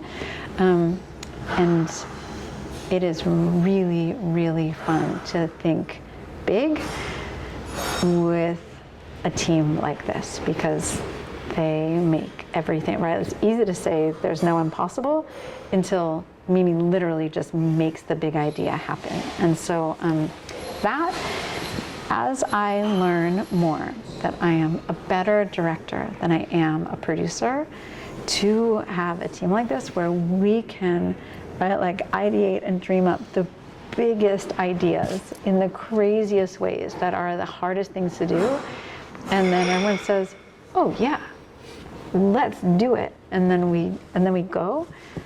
It's a really fulfilling way to work. That, and then I don't know what it is. I mean, really, like making wine, running a business, it is tiring. Making wine is not tiring. Like I don't mean to sound like a crazy person. I'm real wimpy. I have literally no muscles in my body, right? Like I am, but like the first day that we step up to the sorting table and the first fruit, like there is a humming that starts in my body, and it just flip switch on, and it is, I mean, I really think I will walk away from this, right? Like Mimi gets to make the wine after me, and somebody will make the wine after her, and I will not be one of those people that hangs on and nobody, and you're gonna have to go make your own wine and wait for me to die, right? Like I really believe in succession, but they're gonna have to give me like my own sorting table with like fake grapes and like a thing, and just let me like do some of this in the air and like or like, because I do honestly think it's what keeps me. I can't give you a thing. It's not like because of the cyclical nature of the seasons, or I love to be out in the vineyard and the thing, like I like all of the parts. Harvest, oh, I love it so much, and I truly don't have words for what it is about it that I think so much of the rest of the year is wringing hands, and there's way too much time to think about all the different ways you can fail and what is actually the best possible and the highest possible. In harvest, my old boss used to say, it's like trying to write poetry while you're driving a race car, right? Like you can doubt yourself all you want. except for there's really no time. You just have to do it. You have to make a decision, do the thing, and go. And I think that part of it is, so I think I keep myself chained up in so much, right, like feelings that I'm a fraud and self-doubt and I'm not talented enough and I don't know and that's not the right decision and we're not going to get there. And then in harvest, you just get there, right? Over and over and over and over again, you just get there. And so I think really what is so enlivening about that season is that it's just action. There's really nothing else but decide and go over and over and over again. And if I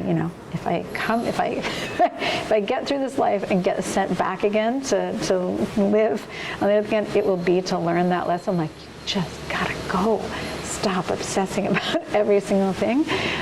If I don't get enough harvest in, I'm gonna get sent back to do this work again. But I think if I can get enough harvest in, I might get released into the next plane, because I do for sure know it's the work I need to do while I'm here.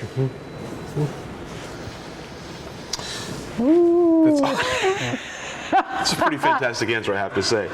It's all the questions that I have for you, amazingly enough. You're a glutton for punishment. We could keep going, but is there anything I didn't ask that I should have? Anything you wanted to cover or wanted to say? I didn't even want to answer any of that.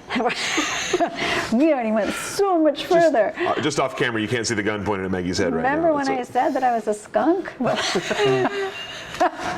Well, thank you so much for both times, for your time today and last time. I know you have a lot going on. I really do appreciate you taking the time, welcoming us in, sharing your story with us. I'm really, really grateful that you wanted to talk to me. I think this is the most noble project, and I'm really honored to be a part. Thanks. Thank you so much, and we'll let you off the hook. Thank you really a lot.